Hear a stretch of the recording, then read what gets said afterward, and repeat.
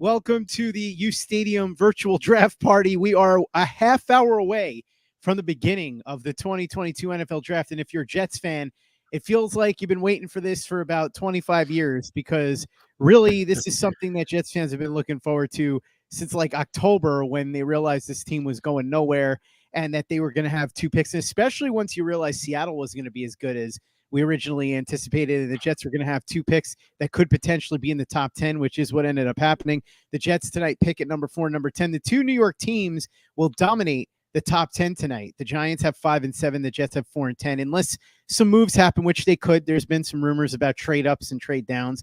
And so to join me this year, Chris Battistel, who does all the fantasy football stuff for uSTADIUM. So, Chris, thanks for joining me for this. This is my second year hosting this for Nick and Frankie. So I hope the check that I sent them to let me host this clears so that we can do this again next year. By the way, also, thanks to Jack for producing this behind the scenes. Yes. And Henry, whenever he gets here, Henry's awesome, even though, Lord forgive him, much like me, he's a tortured Jets fan. So you can't really trust him that much.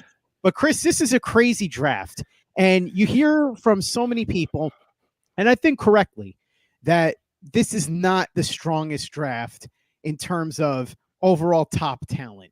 You go through previous years, and there are going to be some years. You remember in 2020 when you had the 4 tackles picked in the top 15, 3 quarterbacks. That was a stacked year. And you have Burrow and Justin Herbert now, who look like they're going to be 2 of the top quarterbacks in the league for many years to come. We'll see what happens with Tua Tagovailoa.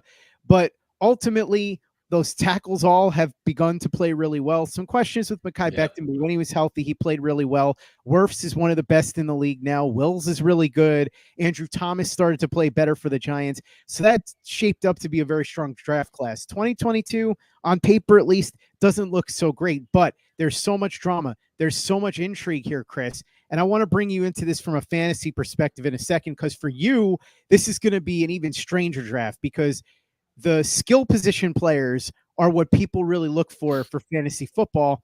And at the top of this draft, it doesn't look like there's going to be a ton of them, at least not in the top 10. This could be the first year since 2013 that a quarterback doesn't go in the top 10. I think there's a decent chance of it. I'd say better than 50-50. I think the top 10, by all accounts, is going to be dominated by non-skill position offensive players, offensive linemen, and defensive players. So this is going to be unique. Plus, you've got the fact that everybody seems to vary on who they have at the top of their board, not only overall, but at each individual position, Chris, because you talk to one person, they'll tell you they have Aquanu as their number 1 tackle. You talk to somebody else, they'll tell you it's Cross. You talk to another person, it's Evan Neal. It's Neal. Sauce Gardner or Derek Stingley Jr., wide receiver. You ask 10 people, you get 10 different answers. And then, of course, you have the fact that Deebo Samuel looms large over everything, especially if you're a Jets fan. You don't know if he's going to get traded. If he does, we assume it would probably happen tonight. Tim Kawakami of The Athletic, who covers the 49ers, and Rich Cimini of ESPN New York, both saying that they think if a deal were to happen, it might happen when the Jets are on the clock. So you throw all of this together, plus all the wild rumors that have gone on for the last 24 to 48 hours, on top of all the ups and downs of things that we've heard throughout this process. And this is shaping up to be, at least from an entertainment standpoint, one of the best drafts that you'll ever see. Now, I can't guarantee the players in the drafts are going to be great, but the actual night of covering this is going to be fun. So, Chris, I've talked enough. I want to throw this to you. I want to get your perspective here from a fantasy viewpoint, because obviously the 3 positions that are of interest to fantasy players here are quarterback, running back, wide receiver, and to a lesser extent, tight end, I should say.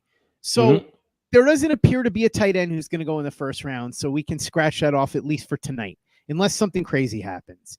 Running back, maybe Breece Hall winds up in the first round, or Kenneth Walker, but I'd say that's iffy.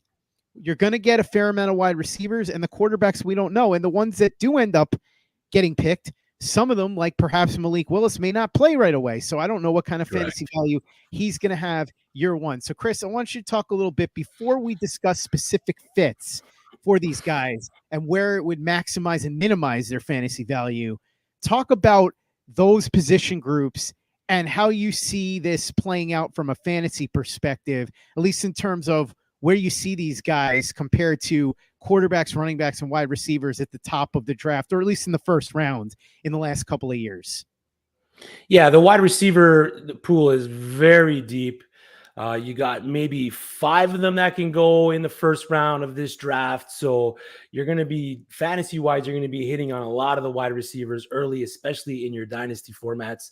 Like you said, Breece Hall, the tier 1 running back, and then below him you got Walker and Spiller in the tier 2 space, with Rachaad White inching his way up into that tier 2 level. If White gets that draft capital that we hope to see him get, then he could definitely jump up into that tier 2. But a lot of the talk has been Breece Hall to Buffalo, which I wouldn't mind with, because Singletary is a free agent after the year, and maybe Buffalo tries to ease the rushing attempts of Josh Allen by bringing in a stud running back like Breece Hall to carry some of that load. So for that, with Breece Hall going, if he goes in the first round and if he goes to Buffalo, I still got him ranked pretty high. All the wide receivers, like you said, they're all over the place. You can ask anybody, and some people will have Jamo, some people will have Drake London up there. There's been talk that Treylon Burks is going to slip if he doesn't get that day 1 draft capital there, but I can definitely see 5 of these top wide receivers going in the first. And then quarterback is where it gets a little tricky unless one of these guys gets thrown into a starting role early. I don't see them in redraft purpose leagues being drafted a whole lot, but dynasty wise, if you got maybe Malik Willis to Detroit, he's going to sit a year. Kenny Pickett, Frankie had him going to New Orleans. He's definitely going to sit a year if that happens. But the one I'm intrigued with the most as of right now, in terms of being thrust into a starting position right away, would probably be Desmond Ridder and his ties to the Pittsburgh Steelers. If he ends up in the with the Steelers in that Matt Canada offense, I could definitely see him being the one to start the year for Pittsburgh. So right now for me, quarterback wise, I got it Willis Corral, Pickett, and then Ridder, and then Howell. But if Ridder gets that day 1 capital, if he gets drafted tonight and he goes to that Pittsburgh Steelers, I might move him up ahead of some of these other guys. So it's definitely not as top tier players in terms of players like in depth like that, with a lot of top talent there. But it's very deep in terms of wide receiver. And there's going to be some sneaky running backs that are going to be good as fantasy producers coming into the year, even though they might not get the draft capital that you're looking for. Chris, I want to circle back to Jameson Williams, since you brought him up. I think he's the best receiver in this draft by a reasonable margin. And I wanted to know what your thoughts were on how much it's going to hurt his fantasy value in non-dynasty leagues, especially because of the fact that we're not entirely sure how much time he's going to miss. I have talked to my friend, Dr. Steven Stoller, who was one of the top orthopedic surgeons working in sports medicine for 35 years. And he's the one I always go to when it comes to these kind of questions. He thinks that Jameson Williams should be ready to go by around August, fully healed. And then that it's going to depend on when the team feels comfortable putting him into the lineup, whether that ends up being late September, sometime in October, or if they played super cautious November.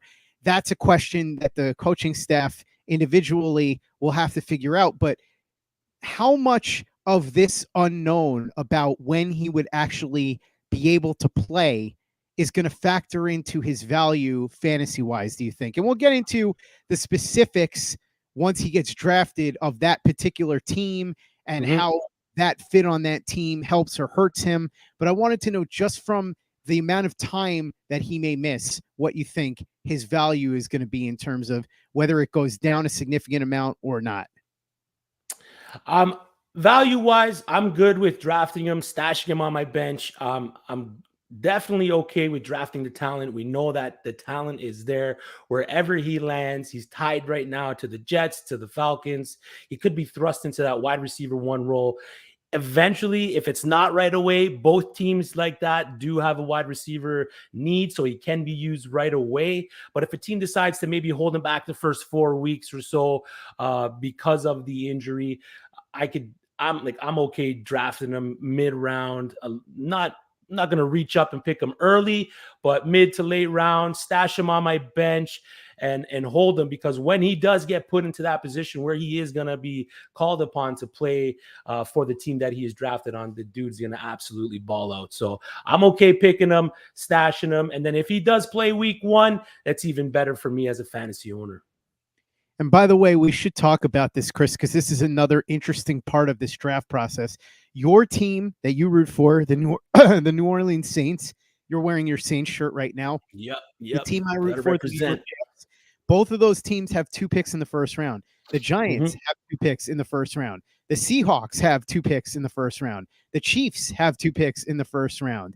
The Packers have 2 picks in the first round. The Eagles have 2 picks in the first round. So it's wild that it feels like almost the draft picks on day 1 are controlled by a handful of teams because of circumstances involving a variety of different trades. I don't know that we've ever seen this level of, I'm trying to think of the best way to say this, but I guess these many teams that have multiple picks in the first round. I'd have to look up and see historically if this has happened before, as Zach Berman, who's on site right now for uSTADIUM, is going to come in and join us in a second. He's in there right now outside of. There he is. Entertainment capital of the world. That's right, buddy. We are here. We are here for the first time ever. Everybody get in. Come on in. uSTADIUM, we are here. There's the team. Oh, look, there's the team. By the way, guys, we were just talking about this. Do you recall a draft where this many teams had more than 1 first-round pick? This is crazy. Like half the first-round picks are controlled by a handful of teams. I don't think so off the top of my head. I don't remember the last time a draft has A, had this many teams picking twice, and B, most importantly, Ian Rappaport said this morning, there has not an NFL GM said, and honestly, this is the craziest draft in 30 years. Yeah. We do not know what is going to happen tonight. Rappaport also reported maybe about a half hour ago, the Jags are locked in on their first pick. They have their guy. We don't know who it is. I think it's Trayvon Walker. Yeah. Frankie. What's up, Frankie? What's up, Frankie? Over under on how many beers Frankie's going to have tonight.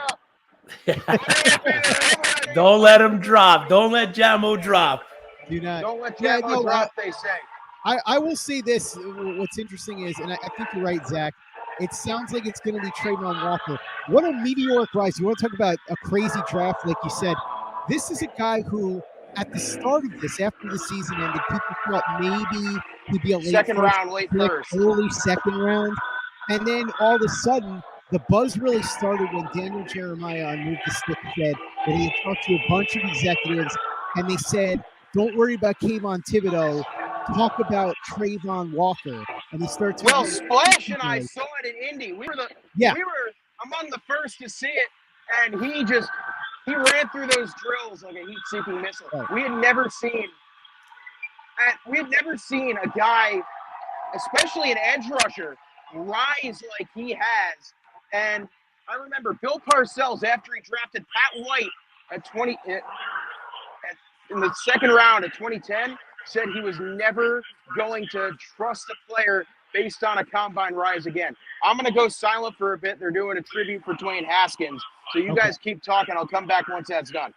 Okay, sounds good, Zach. Yeah, no, it's crazy because Trayvon Walker's rise is one of the wildest things I've seen. Yeah. It's not that he rose a little bit. Like we said, he rose from maybe late first, early second to potentially now it looks like being the first overall pick in this draft.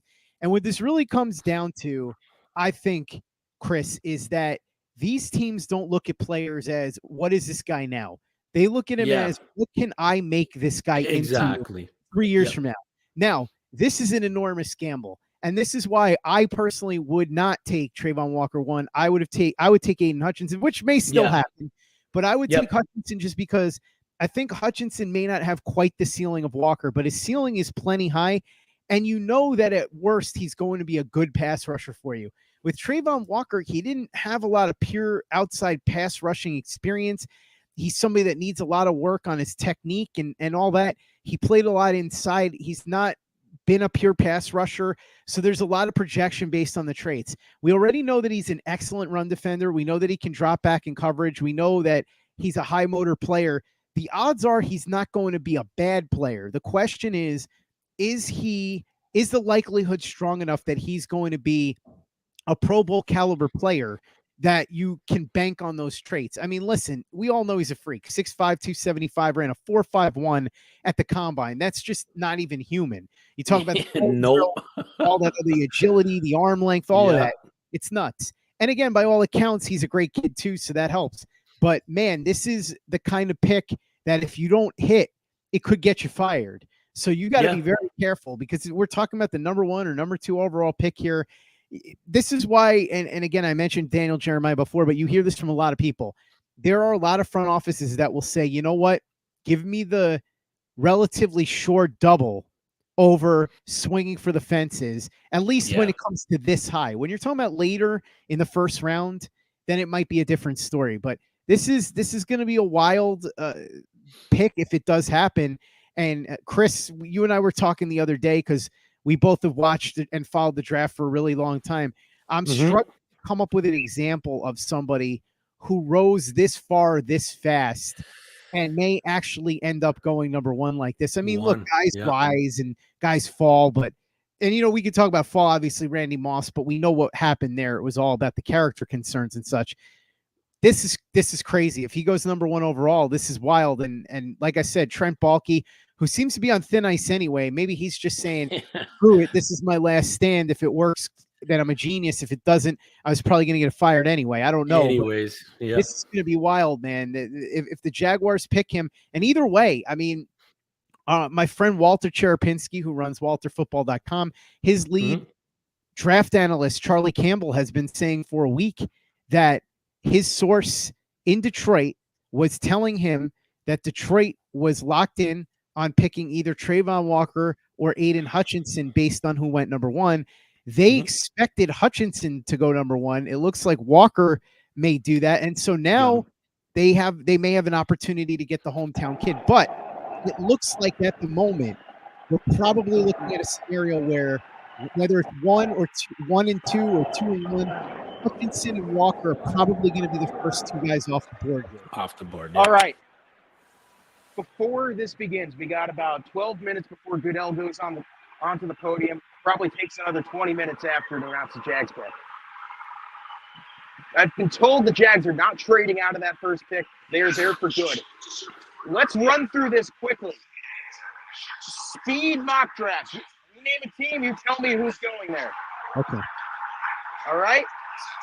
Let's just start. Jags are going Trayvon Walker at 1. I think Detroit, I think a lot of them passing up on Hutchinson, it's all smoke. I don't believe it. They're not passing up on the Michigan kid, not a kid that grew up in the area, had a position and need, a team leader, a guy that bites kneecaps off like Dan Campbell. Perfect for the culture there. Yeah. Houston at 3. I look at the Texans right now. The odds are saying Derek Stingley. Could it be Ikem Ekwonu out of NC State? He's my tackle 1. Could it be Sauce Gardner, a player I actually have higher than Derek Stingley? I think so too. Odds are leaning Stingley. You could go either way. Jets at 4. Something tells me, and I know there are a lot of Jets fans that are members of uSTADIUM. I know there are a lot of Jets fans back at our watch party in Westchester. Frankie's a Jets fan. Salute. I don't think they go to Kayvon Thibodeaux at 4. For some reason, something deep down's telling me Jermaine Johnson is the pick at 4. Aiden Hutchinson, the odds-on favorite to go to the Jets at 4. I don't think he lasts there. Yeah, I don't think Hutchinson will either. I think he's going to go 2. I think Detroit probably assumed they were going to be taking Trayvon Walker, didn't expect Hutchinson to be there, and so that's where a lot of this comes from, that it was going to be Walker or Thibodeaux. But I think with Hutchinson there, they would take him if Walker goes number 1. The Jets are a wild card. They could go in a variety of a wild card. They really are, and Houston is too. Houston could go in a whole bunch of different directions. Yeah. It's so hard to know where they're going to go, because this is the key here. When a team is as bad as Houston was, when a team is as bad as the Jets was, even if you make some moves in free agency, you've got a lot of holes to fill. So that allows you the freedom to pick almost anywhere. Zach, I guess, dropped out. He's probably getting ready to storm the stage and give Roger Goodell a hug or something. But Chris, this is the thing, right? The Jets and the Texans are in a very different position than your team, the Saints, because the Saints have the 2 picks because they made a trade, and they have a weird year. They were kind of in transition. The quarterback situation fell apart, but they have a good roster otherwise. So they feel like if they can get some really good starters, and they may move up, maybe not, maybe they just go and get 2 guys in the middle of the first round. They feel like that can really help them a lot. With the Jets, and they have targeted needs. With the Jets all have needs hold everywhere. on. Can you hear me okay? Can you hear me? Yeah, we got you. I have just been told per, I don't know if I am hearing from the head honcho, the man above, that the New York Giants are taking Evan Neal at 5. Ooh, that's a good pick, though. That's a good pick. Oh, I mean, he's available. Should he be there is the question. Yeah, we'll see. I mean, listen, I think Evan Neal would make a lot of sense because, and this is something that I know Daniel Jeremiah and Bucky Brooks talked about, and this makes sense that they would know because they were in draft rooms for 10 years as scouts. Yeah. Relationships matter. And remember who remember who Brian Daboll was an offensive coordinator for at Alabama, Nick Saban, who coached Evan Neal. So you got to imagine that Daboll is going to lean on his old boss, Saban, and say, all right, what's going on? And you know that Saban will push Evan Neal. So that would make a lot of sense to me. They should go offensive line. It sounds like they're going to with one of their picks. The Giants are a big wild card here too, because they could go in a variety of different directions. And listen, the Panthers, you assume, will go offensive line. There's been some buzz they'll trade out. I don't think they're taking a quarterback. Chris, what do you think about the quarterback situation? I have a feeling that you may not see a quarterback go until late teens or early 20s. I know that sounds crazy, but I keep hearing all the people trying to talk everybody into Kenny Pickett or Malik Willis. And I'm not saying these guys can't be good, but I don't think that the interest is going to be there. I don't think they're going to go that high. I could be wrong. Yeah, there's no elite prospect like there was, say, last year when you had Lawrence and Fields, or the years before where you had Burrow, Herbert, and Tua. So there is a few teams that could use the quarterback, say the Carolina Panthers. They got Darnold there, possible signing or re-signing of Cam Newton. So they have that bridge year that they could bring in a guy to learn the system, to be under the quarterback there now, to learn the ways of the NFL, and then come in next year. You got the Falcons at 8 that could also take a quarterback. They did bring in Mariota, who's decent, but is he going to get you to the spot where you want to be as an NFL franchise? And the answer to that is obviously no. And then going down after that, I mean, Seattle could possibly take a quarterback. They've been tied to Corral, who mirrors a little bit of what Russell Wilson can do. So they're kind of a wild card there. But Jets, Commanders, Vikings, Texans said they're good with Mills, but you never know what the Houston Texans are going to do. And then Ravens, Eagles, Saints, I don't believe are going to take a quarterback. I'm hoping they can land a tackle at 116 to replace Armstead, who moved on to Miami. And then at 119, I'm hoping they can pick up a wide receiver, one of the better ones that's there. They've also been talking about possibly trading up as well with those 2 picks. I just hope they don't reach for one of the wide receivers, because it is so deep. They're going to be able to get a decent player at that spot. So, I mean, you're definitely right. In the top 10, there's probably 2 teams that could use a quarterback but don't really need a quarterback, with the class coming in next season headed by Stroud and Young, plus some other guys that are going to be coming into the fold behind them. The class of quarterbacks is definitely much more rich next season. So if you can have that bridge guy on your team, like a Darnold, like a Mariota, that can play well enough to keep your team engaged, keep butts in the seats, but play bad enough to keep you back into that top 10 going into next season to get you that top ranked quarterback. I could definitely see a situation where the quarterbacks drop into the late teens and into the 20s. Somebody just put in a comment that this is much better than SNY's pre-draft coverage. So thank you for that, Gary J. Appreciate that. But yeah, no, I think the quarterback situation is really interesting. And this just proves why when there's a quarterback you want and you have the opportunity to take him and you need a quarterback, go ahead and do it, because you just never know what the next year's draft is going to look like. You could say, oh, we'll stick with so-and-so and we'll try it and we'll see what next year looks like. But then you get into a draft like this where teams don't really seem to love these quarterbacks, and now you're wishing you had taken the quarterback the year before. So we'll see what happens with next year's draft. Obviously, this year's draft is going to be very interesting in terms of what happens with the quarterbacks, because I think that you could see the first quarterback off the board much later than most drafts. In 2013, EJ Manuel went, I believe, 18th overall to the Bills. He was the first quarterback off the board. Another one didn't go off the board until the beginning of the second round when the Jets took Geno Smith.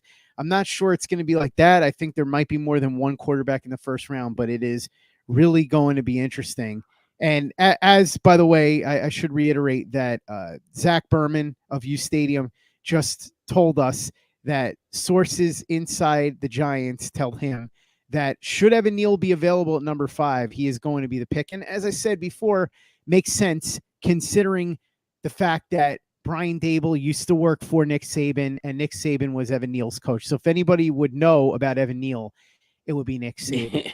It is crazy, Chris. We're only a couple of minutes away. And as I said, if you're just close for this forever, I'm really fascinated to see how this plays out. The Deebo Samuel situation is crazy. The 49ers have a choice to make here. Mm-hmm. They can enter an uncomfortable situation with Samuel, and they can essentially say to him, look, we need you. We're a Super Bowl contender. We can't trade you. Here's what we're going to do. You come back, you play out the rest of your contract. If at the end of the year, you decide you still don't want to be here, you have our word that we will franchise tag you and trade you wherever you want to go. And that would be, I think, kind of something similar to what the Packers really ended up doing with Aaron Rodgers. In the end, Rodgers ended up staying in Green Bay. I'm not saying Deebo would or wouldn't. I think that might end up being the compromise or the attempted compromise if the 49ers do not end up getting a deal done for Deebo Samuel tonight. And I think at best it's 50-50. Now, the question, of course, is would the Jets part with the 10th pick? Would it be more than the 10th pick? Does it depend on who's on the board at 10? Would it be something where the Jets would only consider it if there's a guy they want on the board, they wouldn't want to do it? There's so many questions. And then ultimately, will the 49ers even really bend? I mean, I know they've been taking offers, but it would just have to be an enormous haul, it sounds like, for that to happen. So again, by the way, it looks like we're getting word that Trayvon Walker is all but assuredly going to be the number one overall. Yeah, number one pick. Crazy. And Evan Neal, we think, will be 5th. It appears that Aiden Hutchinson will go 2. So if this plays out, the Texans and the Jets become very, very interesting. They would determine a lot here. And Kayvon Thibodeaux is a fascinating one. If he doesn't go in the top 5, where does he go? Now, I was saying earlier today to my friend Chris Walker that I think there's a good chance that if he falls to 9, the Seahawks would take him because Thibodeaux has Pete Carroll kind of player written all over him. Carroll loves guys that are outspoken, the Richard Sherman types, Michael Bennett, even DK Metcalf. He wasn't outspoken, but he was kind of a free spirit, right? Carroll loves those kind of guys. So I have a feeling that if Thibodeaux falls to 9, that happens. But here's the other question. If Kayvon Thibodeaux falls to 10 and the Jets don't pick a pass rusher at 4 and they don't make a deal for Deebo Samuel, would they consider Thibodeaux at 10? I have no idea. It's really crazy how this could end up. By the way, let's reiterate one more time that sources are telling Zach Berman at uSTADIUM that if he's available at number 5, Evan Neal of Alabama, the tackle, will be the pick. Going 5. And we talked a couple of times about why that makes a lot of sense. Chris, I want you to give your thoughts here about what happened with Kayvon Thibodeaux, because it seems like every year there's a player like this in some form or fashion where a guy falls a little more than you expected, or there's rumors that he's going to fall and then maybe he doesn't. But either way, this year's guy is Thibodeaux on paper, because we've heard everything from he's going to be the number 1 pick in the draft for months to, well, I don't know if he's even going to make it to the top 10. So, Chris, this is wild. Yeah, he's definitely been on a steady decline and then again incline, and then now it's a decline again. The Detroit Lions have even come out to say that they could have possibly take him at 2. For most, like most, the reason is just character. We've heard it all, that Thibodeaux, does he even enjoy playing football? Is he in it for the right reasons? Is he the kind of guy you want in your locker room? But the guy is an absolute beast. We've seen what he can do. He took off that COVID year. He didn't play. And even in that year, he was regarded as he could have been the number 1 pick as well. So definitely a good player. Any team that drafts him, if he falls, is going to be happy. If the Jets have been projected to take him at 4. If they're able to take him at 10, I mean, you can't pass up on that. I don't know what they're going to do at 4. They could go Thibodeaux. They could go with the corner. The 2 corners could go 3, 4 there, with Neal going at 5. But getting a guy like Thibodeaux at 10, I think, is an absolute steal. So, again, most of the time someone drops, like we've seen it with Tunsil, with the gas mask video. It just becomes something to do with a character flaw or something in the meetings that teams don't really like. But having an outspoken guy that's the guy that goes and hunts quarterbacks is not a problem at all. That's the kind of guy that I want. He's hungry. He's outspoken. He wants to be seen. He wants to be heard. And Thibodeaux is just an absolute dog. So if any team that gets him, if he falls outside the top 10 and a team gets him, just like Parsons was last year when he fell, you're gonna get a top 10 player, a key piece to your defensive line, a guy that's gonna go and hunt quarterbacks. He's got the reach, he's got the drive. So again, if he falls, it's just a character thing. I got no problem taking him at 1, 2, 3, 4, 5. Draft the guy, because he is going to be a key part to your defensive line, and someone that's going to be hungry. I could see him going 1. We've heard that Walker's going 1, and I don't blame the Jaguars for taking the defensive edge guy in a division with Davis Mills, Matt Ryan, and Ryan Tannehill. To have a guy, I mean, I would take Hutchinson if I was the Jags, but it seems like it's Walker. It's broken that it's going to be Walker, a guy that's just pack your lunchbox, because it's time to eat when you're playing these division foes with Houston, Indy, and Tennessee. They're all guys that aren't really that mobile outside of Ryan Tannehill. So any defensive edge that goes there is going to absolutely eat. But yeah, so for Thibodeaux, I got him going 4 to the Jets. I don't see him passing the Jets at 4. Houston might take him at 3 edges right off the bat. Would be kind of cool to see. And then the Jets have their choice of Gardner, Stingley, and then Neal going to the Giants at 5. Things could get interesting beginning at number 3. It sounds like Walker and Hutchinson, in whatever order, are going to be number 1 and number 2. The Texans and Jets could go in a variety of different directions. And let's talk about both of those teams, because with the Jets, Ike Mekwonu is a name that's been linked to them for a while. The question is he just too good that they won't pass him by? Because they've got Mekhi Becton. I know there's been questions about him because he's coming off his injury, and you've got George Fant, who's going into the last year of his deal, but they're two on paper above average starters. So do you draft a tackle at 4 when you have on paper 2 guys that are above average at the position? They also just spent a bunch of money at guard and Laken Tomlinson to bring him over from the 49ers, and they drafted Elijah Vera Tucker in the first round, traded up for him last year. So a lot of investment in the offensive line. Do they go back to that well? Is it Kayvon Thibodeaux, as you said? Now, over the last couple of days, the reports have been that the Jets are not in on Thibodeaux. In fact, Rich Cimini of ESPN New York has said he doesn't even think the Jets would take him at 10.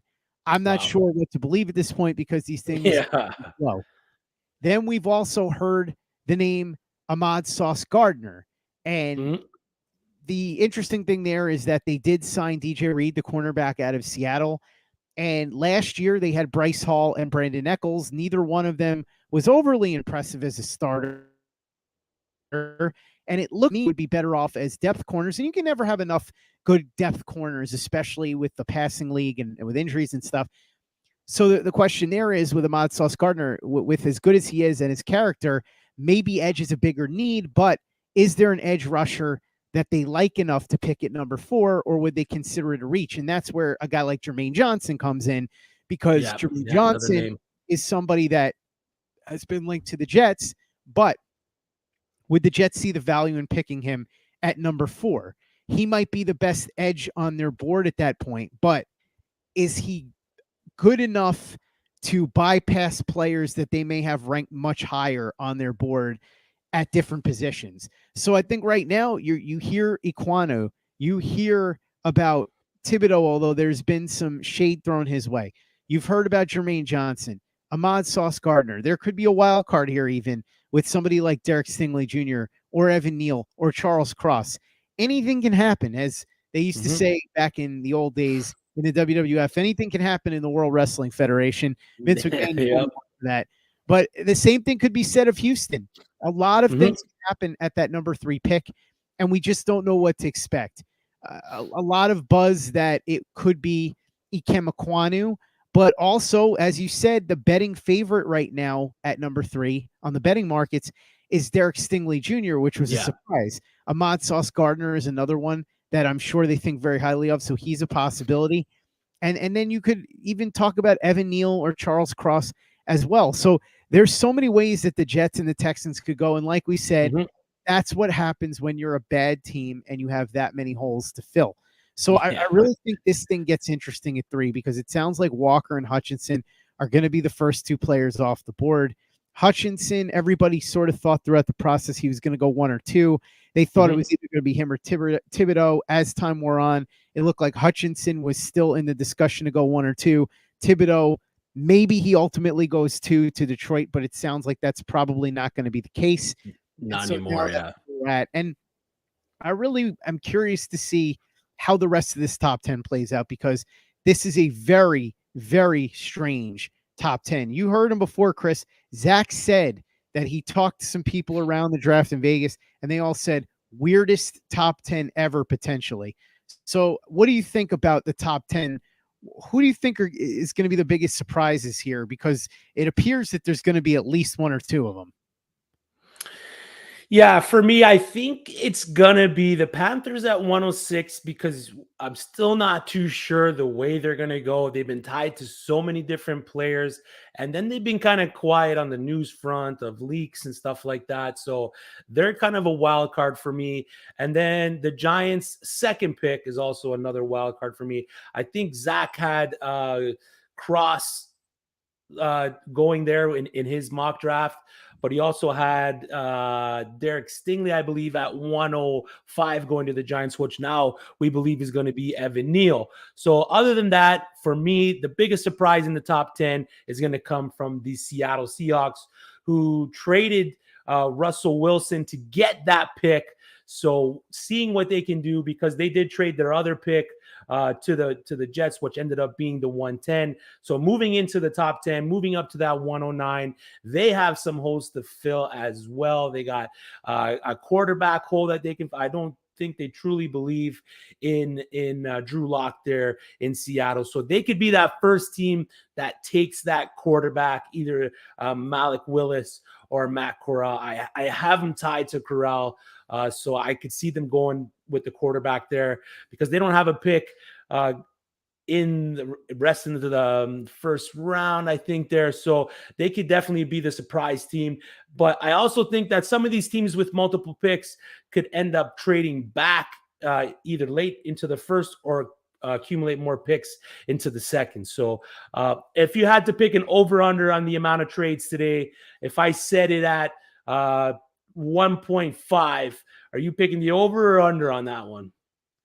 I think it's going to be over. But the thing that's interesting here is it sounds like there were a lot of teams that want to trade down and not as many teams that want to trade up. So I wonder if this means that you can sort of throw the traditional trade value chart out the window a little bit. It'll be a guiding force, but I think teams could get some bargains because you know how it goes. It's the way the market rolls. If more sellers than buyers or more buyers than sellers, that's how that goes. That's how commodities work. And I think you could see a situation where teams end up trading back for a lot less than they would in normal years. Correct. Like I could see the Chiefs with 29 and 30 packaging those two picks and moving up to those early teens to grab a wide receiver that they like to recoup for the loss of Tyreek Hill there. If there's a guy that they want sitting there still, I could definitely see them packaging those two picks to move up. The New England Patriots definitely not gonna trade up, but can definitely trade back as they've been known to do in history. And then there's been some rumblings, of course, as I mentioned earlier, with the New Orleans Saints packaging either one or both of their two picks to move up higher into the draft, maybe into that top 10 to grab someone that they really want. But again, like you said, after those top two picks, it's just going to be a crapshoot at what's going to happen at 3, 4, and the rest of the way down. I'm most interested to see what the Jets do at 4 and 10. A lot of talk about the defensive edge and then the wide receiver at 10. I would love to see Jamo in the Big Apple. Yeah, I think the Jameson Williams thing is going to be interesting because regardless of whether it's the Jets, I want to see where he goes. Like I said, I think he's the best receiver in this draft, and he's the only one that I look at and say, I think is a reasonably safe bet to be a number 1-ish wide receiver. But the question is, how scared are teams after that ACL? Like I said, Dr. Steven Stoller told me, based on his 35 years of experience, that he believes, especially considering that Williams appears to be ahead of schedule in his recovery, that Williams will be ready to resume activity in August. He'll be fully recovered, and then it'll just be up to the team to see how cautious they are. To me, I wouldn't worry so much about it because these wide receivers very rarely come in and are dominant right off the bat. Usually it takes them at least half a year to kind of get settled. A lot of times they don't hit 1,000 yards until year 2. In fact, Tommy Griffinkrantz, who does some great work for us over at playlikeajet.com, dug this up. Over the last 4 drafts, 40 wide receivers have been picked in the first 2 rounds. Only 4 of them went for 1,000 yards in their first season. Those 4 were A.J. Brown, Jamar Chase, Jalen Waddle, and Justin Jefferson. So very rarely do you have a receiver that performs like a number 1 wide receiver as a rookie. So to me, if you like Jameson Williams and you think he can be that kind of player, take him. And especially considering that it looks like he's going to be fully recovered within the next couple of months, or I should say within a couple of months of the season, he should be ready to go to play in September, October, and that wouldn't be enough to get me not to pick him. Maybe I wouldn't pick him in top 5 or something like that, but if you're looking for a receiver and none of them have been taken yet, then I wouldn't be dissuaded from taking him. So that's going to be interesting. And like we said, Deebo Samuel is going to be an interesting one too. Does he get dealt tonight? I don't know. I mean, there are multiple parts to this. Are the Jets willing to give up the 10th pick? Would the 49ers take it if the Jets offered it? Would the 49ers only take it if certain players are on the board? Would the Jets only give it if certain players aren't on the board? Is it possible that maybe the 10th pick goes by and they work a different deal, something similar to what they offer for Tyreek Hill. Maybe they trade 35, 38, and 69. There's so much to unravel there, and it all comes back to whether or not John Lynch is willing to hold the line and do what we talked about before with Deebo Samuel. But as of right now, the Jaguars are on the clock, and then it's going to be the Detroit Lions. It sounds like Trayvon Walker is going to go 1 to the Jaguars. It sounds like Aiden Hutchinson is going to go number 2 to the Lions. And we have a report from our own Zach Berman here at uSTADIUM that if he's available at 5, Evan Neal is going to be the pick for the New York Giants. So the Texans and the Jets is where it starts to get interesting. And then what do the Giants do with the 7th pick? It's a possibility here that you could see Neal go, and then right after that, you could see one of the other tackles, whether it's Cross, Quanu, depending on who's available.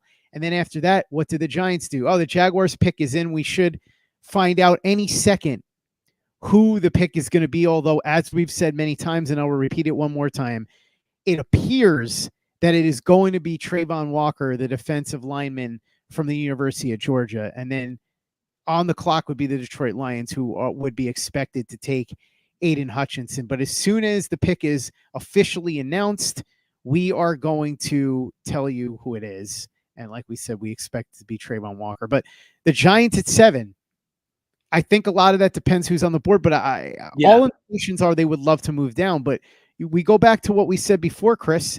They may want to move down, but how many people want to move up? And how many teams are willing to pay any kind of real price to do it? So that's something to watch as well, because the Giants could be a trade down possibility. We've heard Carolina could be a trade down possibility because their 2nd round pick is with the Jets because of the Sam Darnold deal. The Falcons could be a trade down possibility. Anything, the Jets at number 10, because think about it. If you want a quarterback, Washington might want to grab one, but also there's heavy rumors that Washington really likes Kyle Hamilton. If you're somebody, say the Eagles, sitting at number 15 and you want Kyle Hamilton, you might decide it's worth jumping them and trading up to 10 with the Jets. So a lot to determine here in this top 10. And that's why, as Zach said before, Zach Berman at uSTADIUM, who reported earlier that the Giants, if he's available, will take Evan Neal at number 5, that this is potentially the wildest top 10 that we will ever see. Yeah, I agree. I agree with that.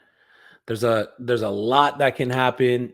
And like you said earlier, the draft isn't that deep. So our teams at the top willing to trade down, knowing that the class isn't that deep, that there might not be a guy that's a week 1 starter or an instant starter.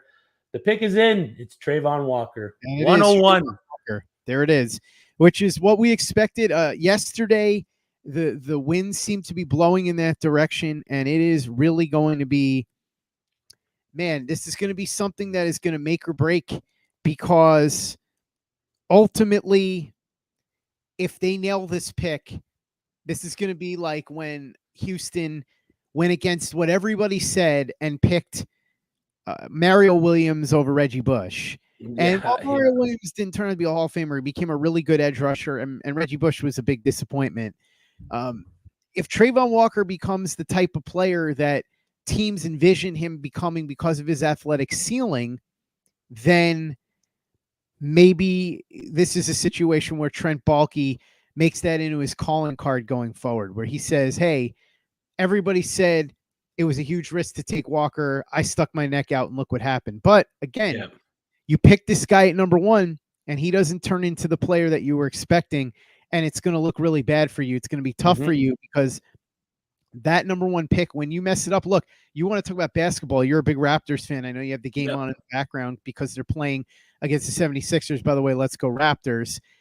Remember, Raptors. Kevin Pritchard, who was the general manager of the Blazers, did a really good job there. But the one thing that he can never escape is that he picked Greg Oden over Kevin Durant. And no matter what else he did, and no matter how good of a job he did in Portland, that was always going to be hanging around his neck. And so if Aiden Hutchinson goes on to be a multiple-time Pro Bowler, an All-Pro, or whatever, and Walker is just a solid player who never develops into a elite pass rusher, it's going to be a lot like the Kevin Durant, Greg Oden type of thing potentially. So that'll be fascinating to continue to monitor here as we go through the rest of this night.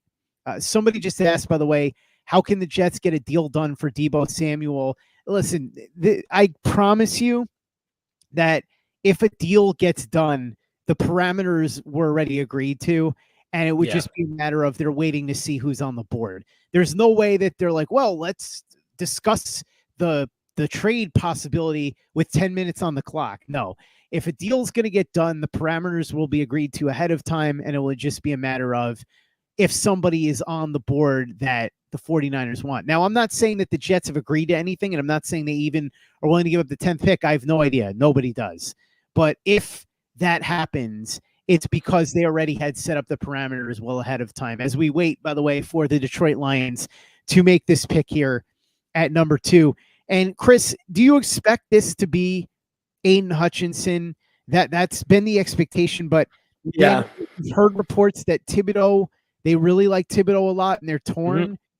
If they go with Thibodeaux here, it could throw a lot of things in flux because we saw Scott Bischoff, who covers the draft and also covers the Detroit Lions, say yesterday that he had a source with Houston who said they believed that Walker was going to go number 1, Thibodeaux was going to go number 2, and then they were going to take Stingley at 3.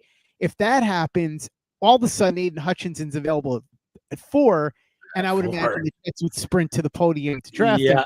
Yeah. But ultimately, I feel like what may have happened here is Detroit may have talked themselves into taking Thibodeaux potentially if Hutchinson was not available, thinking he probably wouldn't be, and now he is.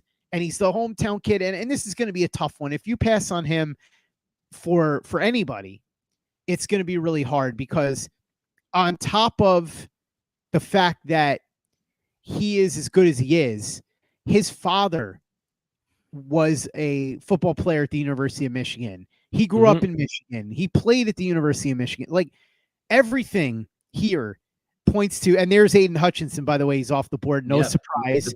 No surprise. The Lions ran to the podium with that one. They had to do it, and all the reasons I just said. And quite frankly, if you had one pick in this draft, unless you have a stud at both spots on the edge, you had to take Hutchinson. He was the best player. But now, and this is what we talked about yesterday, the draft appears to be starting at number 3 with the Texans. Now, now it gets fun. With Derek Stingley, which is what the betting markets say. Do they throw a curveball and go with Kayvon Thibodeaux? Ikem Ekwonu is very much in play here, the offensive tackle. They've got a young quarterback in Davis Mills. They want to protect him. Tunsil is back. They restructured the deal, but they could certainly use another tackle. So there's a variety of different directions that they could go in here. I'm not sure. Oh, okay. Drew Nestico, by the way, is saying, I was talking more about the contract for Deebo. Jets aren't trading for Deebo with 1 year left on his deal. No. I would imagine that, again, they've had discussions. If they have the parameters of a deal in place, I'm sure that they've had enough discussions where Deebo would be comfortable coming to the Jets and they have a contract in place. Don't worry about any of that. If a deal goes down, then all of that stuff was worked out ahead of time. I would imagine that if a deal has any real chance of happening, that will happen. If not, if the 49ers are going to not even really consider it, then obviously nothing's going to happen there. But back to what we were talking about here with Houston, this is kind of where the draft starts and where it could set in motion a lot of different things. So we talked about this. I think it's going to be most likely either Ikem Ekwonu or Derek Stingley Jr., but it could also be Sauce Gardner, and it could absolutely be Kayvon Thibodeaux. So what do you think, Chris? Where do the Texans go here with this 3rd overall pick? Well, the Texans, new coach, Lovie Smith, they've said it already that they want to build around Davis Mills. They want to build around the young quarterback. So to get Ikem Ekwonu to book in that right side opposite of Laramie Tunsil only solidifies what they want to do there. So I think that's their top need. other than corner or say an edge player. I think it's offensive tackle. They need other spots, of course. They need wide receiver. They need a running back. Those are not the guys you're going to pick when you have that strong tackle there. Hold on, I have to stop here because it is Stingley. The betting market, right? Oh, it is Derek Stingley Jr. There you go. There you go. The corner. Now we see what the Jets are going to do at number 4. Like we said, it looks like it's between most likely 3 players. By all accounts, they're not going to pick Kayvon Thibodeaux here. So it's probably either going to be Ikem Ekwonu, the offensive tackle from NC State, which is a great pick. Sauce Gardner, the corner out of Cincinnati, or another great pick. Yep. The other choice would be Jermaine Johnson, the edge rusher out of Florida State. Now, if they do that, then obviously they have him graded higher than many people expect.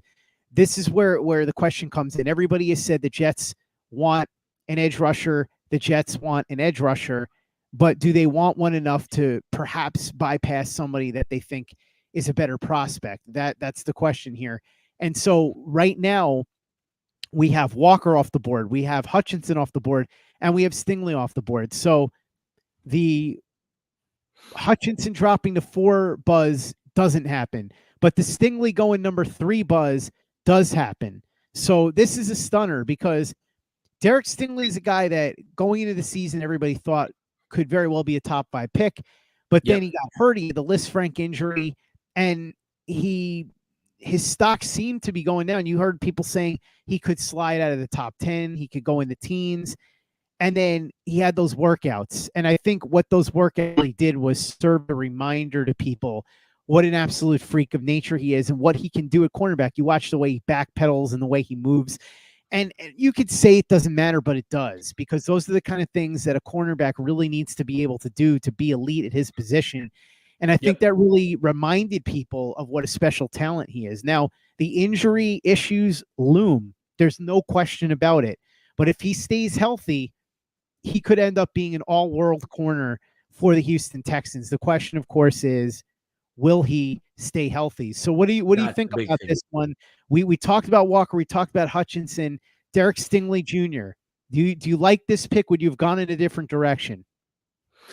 I probably would have went with the tackle there, but you can't pass up on a premier corner. He's one of the best athletes in the draft class. He did have the injury with his foot there, which is a bit of an issue. But 2019, the guy was absolutely electric. He was the CB1. He's long arms, good hips, another guy with great size for the Texans there. So I don't hate him. 6 feet. 35/8 arms. So I don't hate the pick for the Texans there with the cornerback. It's hard to get that elite corner to produce in the NFL at the next level. So it's between him or Gardner as the top 2. I don't hate the pick. If I was running the team, which I'm not, I probably would have went to tackle. But again, you cannot miss on the elite corners in the game, especially in that division where passing isn't going to be much of a premium in that AFC South there. So having that lockdown corner to tie up guys like Pittman, or in Jacksonville, they got Kirk and AJ Brown in Tennessee, is only going to help the Houston Texans. So a good defense is going to help the quarterback as well. So either way, you're helping the quarterback in that department and picking up one of the league's or one of the NCAA's top corners of the game. I mean, you can't really go wrong. The only thing that, like you mentioned, the only thing that really scares me is that injury and the time that he's missed. But these teams have done their due diligence. They've done their homework on these guys. They've put them through physicals. They've watched tape. They've talked to doctors. So obviously they're not too worried about the injury for Stingley. So I don't hate it, but I don't love it at the same time. But again, NFL comparison, go ahead. No, I was just saying, I think it has potential to be a phenomenal pick, but also risky because of the injuries. We should remind you, by the way, the Jets are on the clock at number 4. And at number 5, Zach Berman of uSTADIUM has reported that he has spoken to a high-level source with the Giants, and the Giants are going to pick Evan Neal, the tackle out of Alabama, unless the Jets pick him here at number 4. Nobody expects them to, but this could be a crazy draft. Who knows? Anything's possible. Yeah. I got a question for you, Scott. As a Jets fan, what's the pick they make right now that just makes you turn off your stream? I will address that if they actually do it. I don't want to jinx it. Okay, fair enough. Fair enough. I like it. Fair enough. About that now, but yeah, we'll discuss that once the Jets actually make this pick. But this is an interesting spot because our producer Jack said, "Good answer, Scott." I agree. This is an interesting spot because everybody assumed the Jets were going pass rusher here, and they might. They might throw a curveball and take Kayvon Thibodeaux after everybody was saying the last couple of days that they weren't interested. They might take Jermaine Johnson, who nobody thought would be a top 5 pick. They thought maybe top 10, but not top 5. But this could end up being something where if they don't take a pass rusher, it's because they wanted one, but didn't think that there was one good enough to take at the spot at number 4. So the question becomes, if they don't take one here, do they then go ahead and try to get one at number 10? And so I think ultimately what happens here could determine a lot. If they go pass rusher, do they what do they do at 10? Do they go receiver? Do they try to make a trade for Deebo Samuel? Do they maybe consider Kyle Hamilton or something like that? If they go offensive line, do they go defense at 10, or do they still try to make a trade for Deebo? If they go with a corner, do they try to go with an edge rusher 10, or do they not want to double up on defense? Do they then want to maybe go with a receiver or an offensive lineman if one slips, maybe even somebody like Trevor Penning? So there's so many questions that are hanging in the air with the Jets right now. And it's Ahmad Sauce Gardner. And so now I can say my true feelings. And if you listen to Play Like a Jet, and Henry, I'm sure you know this because you and I have talked about this. I love this pick. Absolutely love this pick. I'm thrilled. And this is the way I look at it, right? The only 2 guys that I would have considered at this spot were Ahmad Gardner and Kayvon Thibodeaux. And what I've said all along is, while Ahmad Gardner is not as big of a need as Kayvon Thibodeaux, as far as the positional value, the Jets absolutely needed a corner. And the people, you heard the refrain over and over again. I'm going to talk about this tonight on Play Like a Jet with a very big deal, Chris Nimbley. You heard this over and over again. The Jets don't need big-time corners. The system doesn't rely on it. They can get by on these guys they get in the late rounds. And what I said over and over again was they had the worst secondary in the NFL. They had the worst starting corners. All due respect to Brandon Echols and to Bryce Hall, they did the best they could. They're just not good enough. And they're good depth. Echols and Hall are 2 guys that you love to have as your 3rd boundary corner, your 4th boundary corner. The Jets have good depth there, but they needed a real lockdown corner, a number 1 corner. Yeah. Now, obviously, you need a big-time pass rusher too. And so this is why 10 becomes very interesting now. Very interesting. I said, and shout out to my friend and co-founder of PlayLikeAJet.com, Chris Walker. He and I have been talking about this for a while. We thought the best case scenario was Gardner at 4 and a pass rusher at 10. And I still think that way. As you see on the screen now, Ahmad Sauce Gardner goes number 4. I think this is phenomenal. The Jets have now gotten DJ Reed and Sauce Gardner completely changed their cornerback room. They now have 2. They went from having 2 of the worst starting corners in the league to potentially one of the best secondaries. Jordan Whitehead comes in at safety. He's going to be an upgrade. He's not a great player, but he's good. And he comes from a Super Bowl pedigree. Maybe the Jets get a safety in round 2 or 3 or something, but this secondary transforms. This is the worst defense in the league. They needed a corner and they needed a pass rusher, and they still do. We'll see what they do here.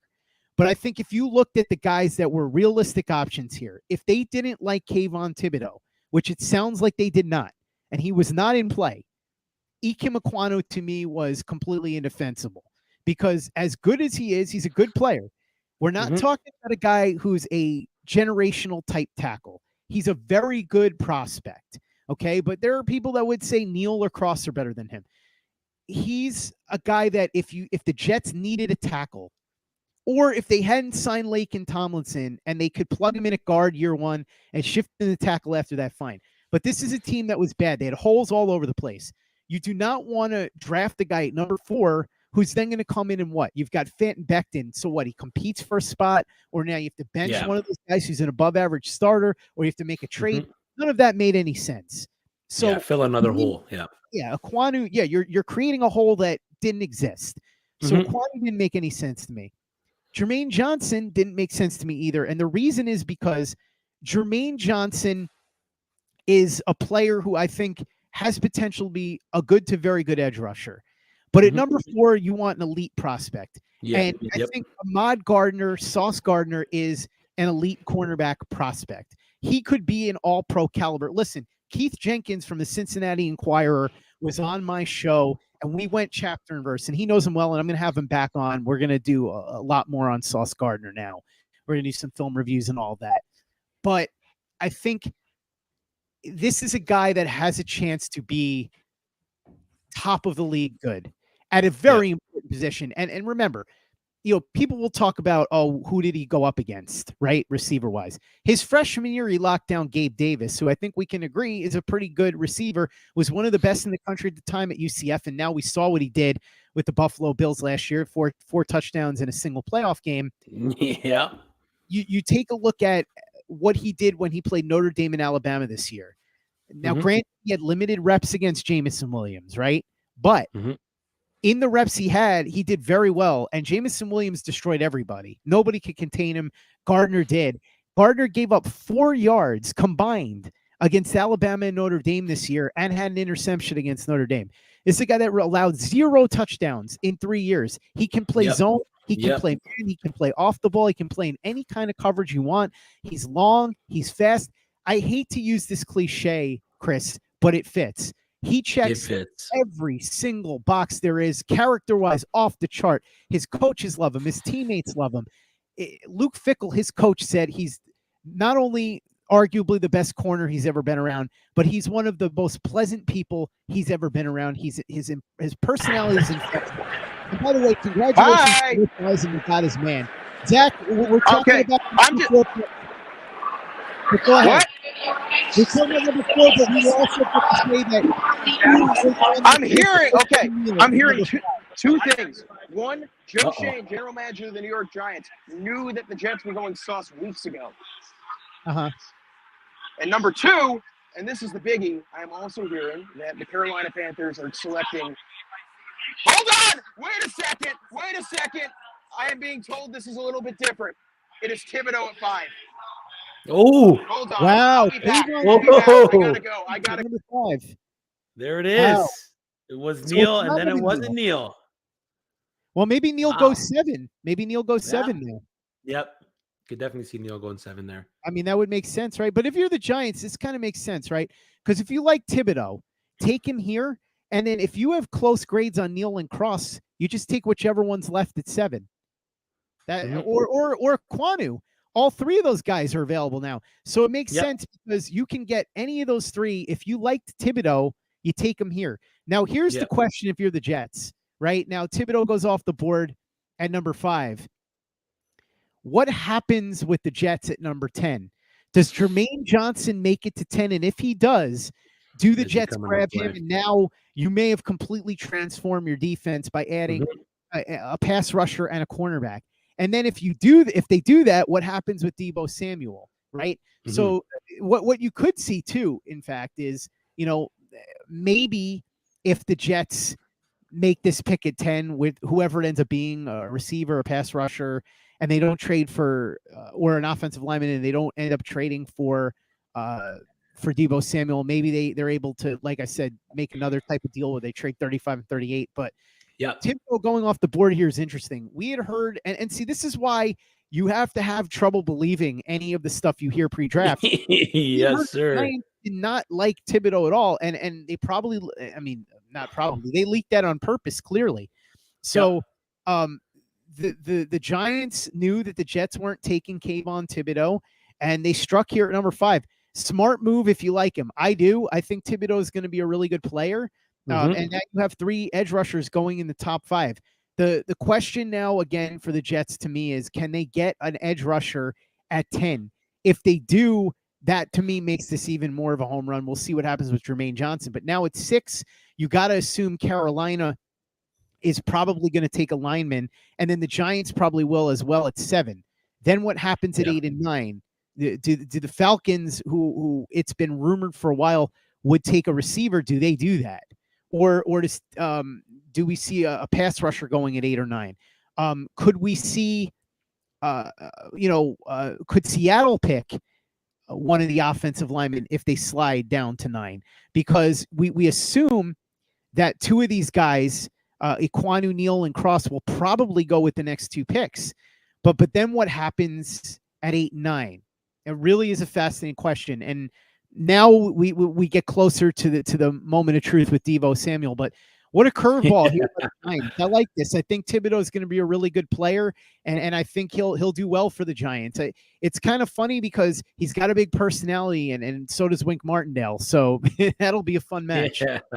Yeah, definitely. I'm excited for Thibodeaux in New York. He ended up in New York, but on the other side with the Giants. So a great pick there. I think the pick is officially in on the TV. Kayvon Thibodeaux to the Giants. 'Tis the season for all these smoke screens to be pushed aside. Like you said, the Giants said they weren't really interested in him, but that just could have been a ploy to get him to drop to 5. We had Evan Neal going there earlier in the broadcast for us, but because Thibodeaux dropped there, they knew they had to jump on the edge rusher. But the edge in this draft is a bit deeper. Like you said, I do see the tackles going very soon here. After penning it, the talent of startable tackles does kind of drop off. So I could definitely see some of those guys going within probably these next 3 to 5 picks here. So, but the Jets at 10 now, because they've been tied to a wide receiver, they've been tied to the edge. They got Gardner. What better name than Sauce to end up in New York? But they can definitely go with an edge guy there at 10. The pick is in. Kayvon Thibodeaux with the New York Thibodeaux Giants. to the Giants. Yeah. Huge. Definitely a surprise. Yeah. This is definitely something. Yeah. This is definitely something. By the way, we should mention that most of the beat writers poo-pooed the idea of the Jets picking Ahmad Gardner at number 4, and so they all have a little bit of egg on their face. It wasn't until today that we started to hear them say, "Oh, maybe the Jets will take Sauce." But what that tells you is that the Jets did a good job, because if what Zach said, that the Giants have known for a week that the Jets were taking Sauce, is true, and the Jets were still able to fake everybody out and make them think it wasn't going to happen, that, oh, we don't take corners, this and that. It just means that the Jets front office was doing a good job of smoke screening, and so did the Giants. Yep. Credit to Joe Shane, exactly. Because nobody thought the Giants were going to take Kayvon Thibodeaux at number 5. There were a lot of people that thought he could slide out of the top 10, and instead he goes to 5. So I think the Jets and Giants both made really good picks here. Like I said, if you're the Jets, if you didn't love Thibodeaux, take Gardner. And for the Giants, clearly. So now they can come back at 7. Look, we'll see what the Panthers do here. But, and I expect the Panthers are going to take one of those 3 tackles, but the Giants are going to get one of the tackles. So getting Thibodeaux at 5 was the smart play. And now they get to see what's available for them at number 7. But the Falcons and the Seahawks are both going to be very interesting here. Do one of those tackles, if they're still on the board, do they make it to 8 or 9? How does this work now? Do the Falcons go with an offensive tackle? Where do they go with the receiver? Does a tackle go 9 to the Seahawks? So, man, this top 10 is definitely wild. Derek sets things in motion. Yeah, I mean, you can never have enough good tackles, though, right? At the end of the day, so sure. I think 3 of the next 5 picks here are going to be offensive linemen. I could definitely see maybe Carolina picking one, Atlanta, Seattle going with it. I don't see, like you said, I don't see the Jets making that pick there because they have the 2 that they already have.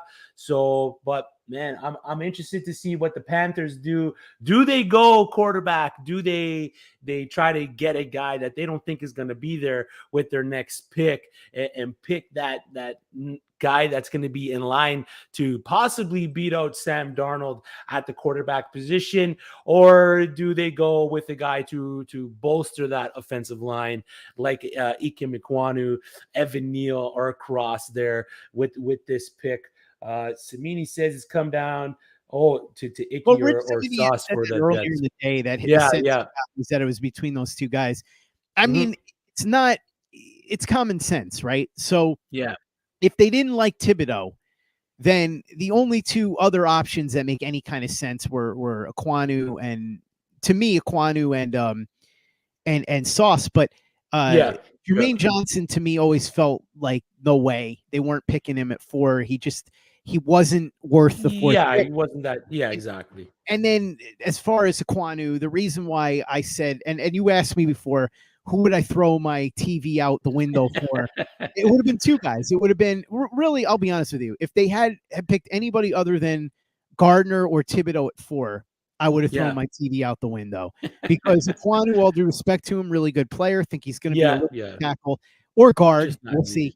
The Jets, it's my friend John Grella has a Henry saying the Jets didn't rate him this highly. I don't know who you're talking about, Henry, so you're going to have to specify that in the comments there.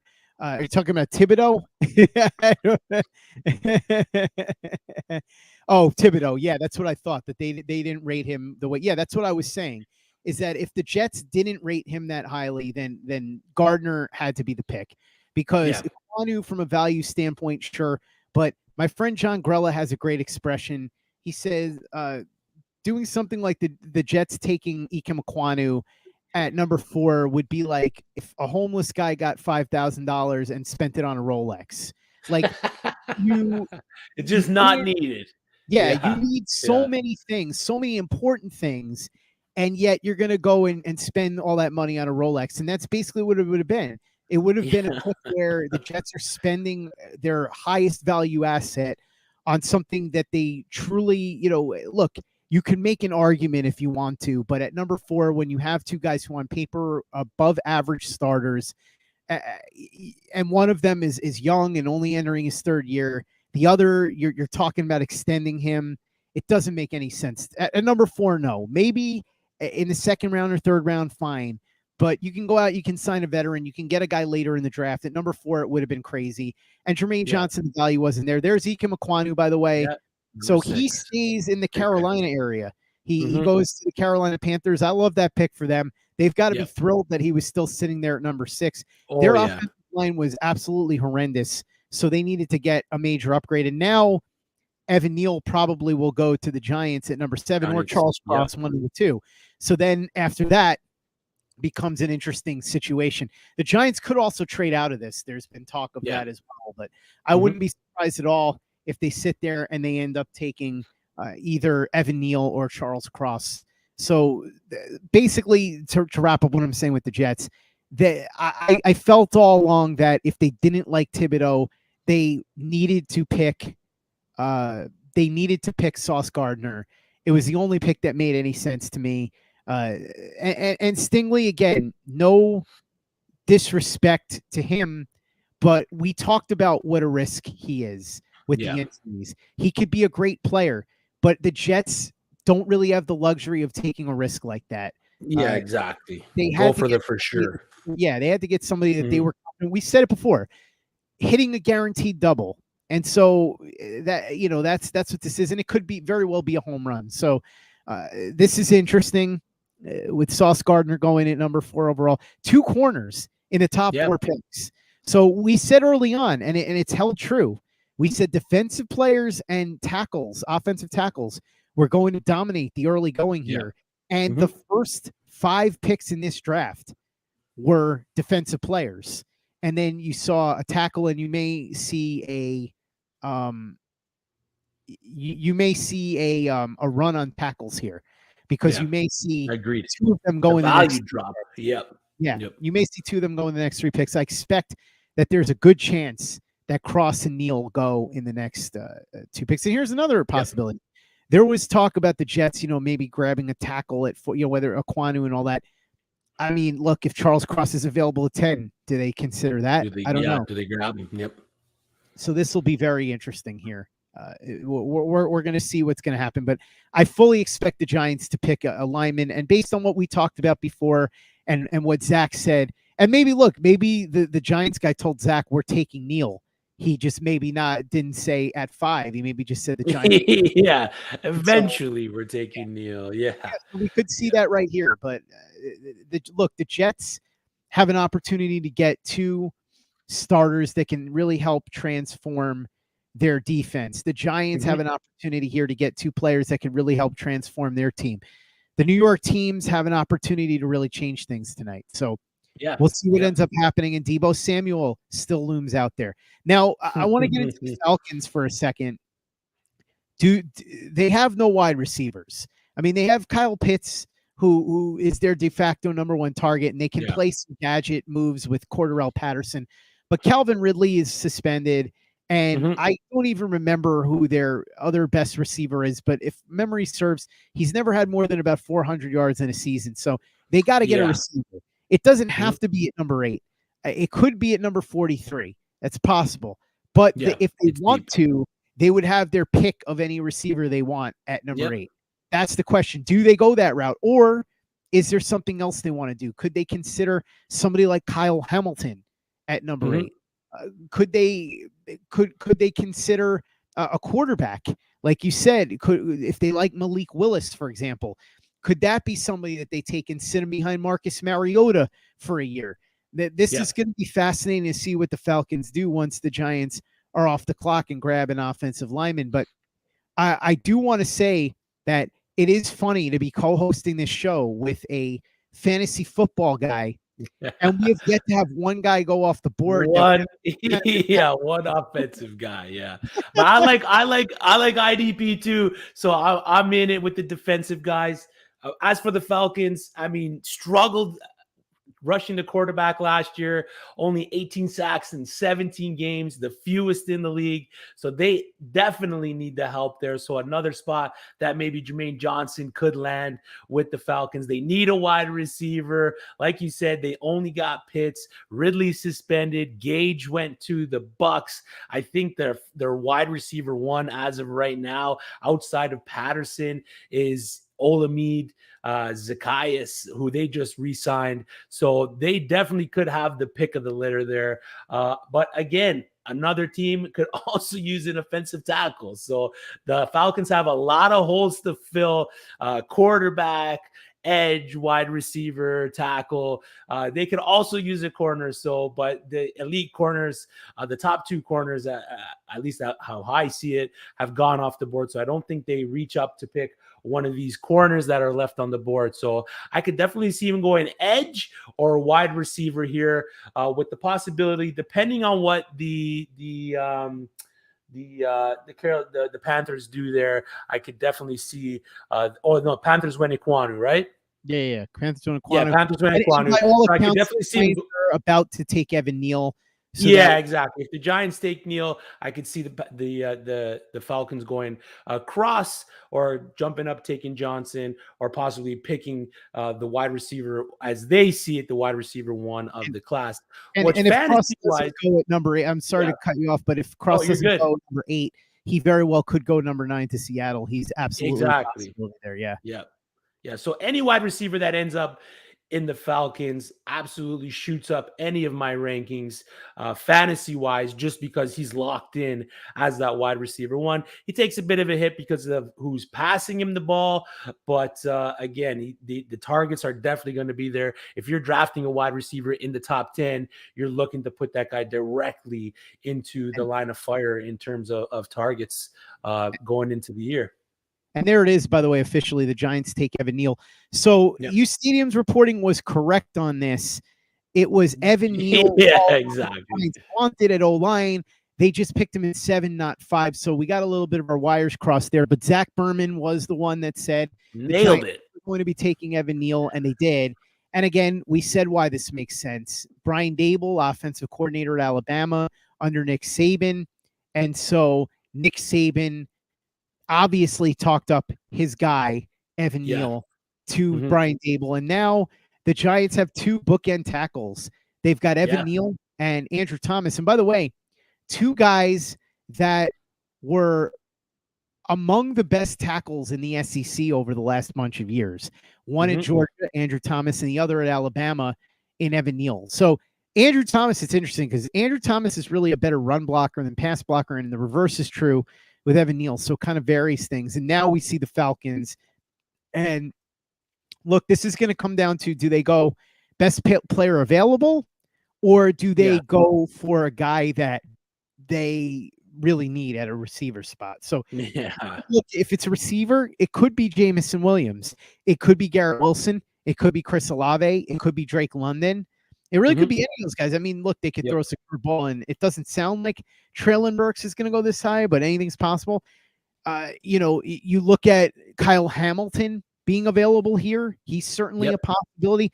They could go linebacker. They just lost Foye Oluokun, their best. They could go anywhere. Here, or Nakobe Dean. We talked about Jermaine Johnson, George Karlaftis. So there's pass rusher options. Charles Cross is here if they want to go that route. There are a lot of possibilities here for the Falcons. And then after the Falcons are able to make their pick, then the Seahawks come in, and then the Jets will come in again, and we'll see what happens there. And the Deebo Samuel thing could be still in play. looming. What I wonder is, if the Niners do have a tentative deal with the Jets, right? Yeah. And there is a player that they want at number 10, or a couple of players that they want. I would be curious who they are. Is it a receiver? Would they be trading Deebo to get another receiver? Or is it somebody at another position that they feel could give them better value? I don't know. Honestly, it's interesting. It's hard to get inside the mind of Kyle Shanahan, because he's so self-confident that you just don't know exactly what he's thinking. He may be saying, "Oh, whatever, I'll get another Deebo. I don't need, I don't need him," or something like that.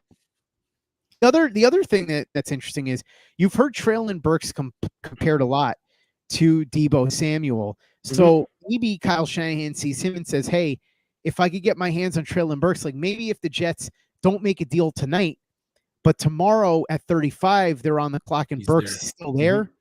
Maybe the 49ers are like, hey, we'll give you Deebo. You give us 35, 38, 69. They take Burks as one of those picks, and they use Burks as the potential replacement for Deebo Samuel if they make that deal. There you see on the screen Evan Neal to the Giants. Giants fans have got to be happy.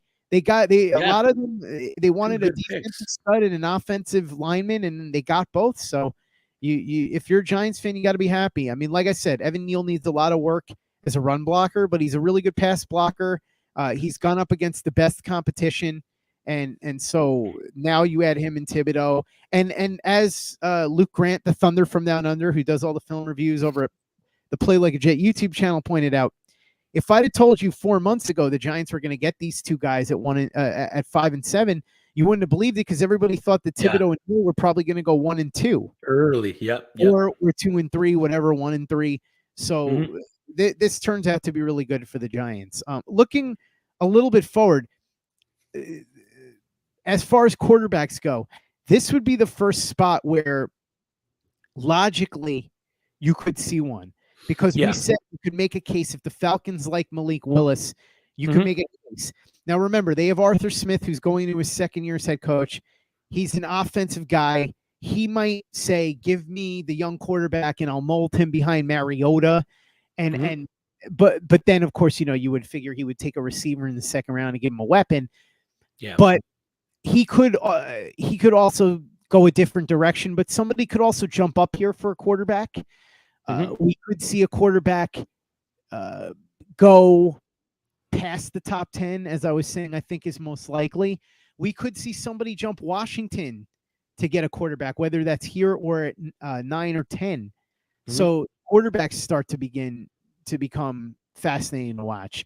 But Chris, I know that you want a receiver to come off the board soon, because you want something to analyze from a fantasy perspective. Yeah. I mean, the receiver night would be nice here with Atlanta. I don't see one going to Seattle. Possibility of a quarterback going to Seattle, and then possibility wide receiver with the Jets and Washington, even maybe Minnesota. I think Minnesota's in a spot where they have the luxury to pick any position that they feel that they want to best player available grab it at. So having Justin Jefferson, Adam Thielen, 32 years old, maybe on his way out of the NFL. So having a wide receiver can go within the next 6 picks. We could see 3 wide receivers go here. There's the Drake receiver. London. There's the receiver. Drake London, USC. Yeah. Here's the interesting thing about Drake London, and I've said this many times. I wouldn't have picked him in the top 10. He's a very good player, though. I think him getting picked this high is a reflection of the overall talent in the class. But here's where I'm sitting with this. Drake London is a guy who does a lot of things very well. I don't know that he's elite at anything. I think he's more of a Mike Williams than a Mike Evans, but he'll be a very good receiver, and clearly Atlanta needed a player like this. So it makes sense that Drake London would come off the board here at number 8.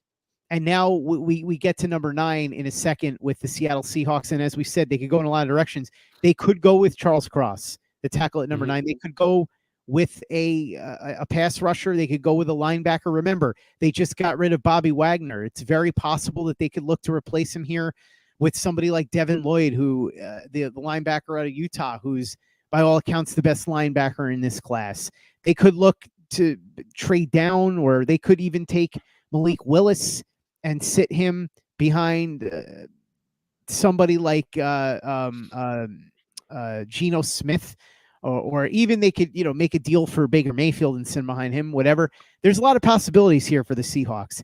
But I think what's worth mentioning is that they're in an interesting spot now, because the Seahawks would normally not be sitting at number 9 or have their pick at number 10 sent to the Jets.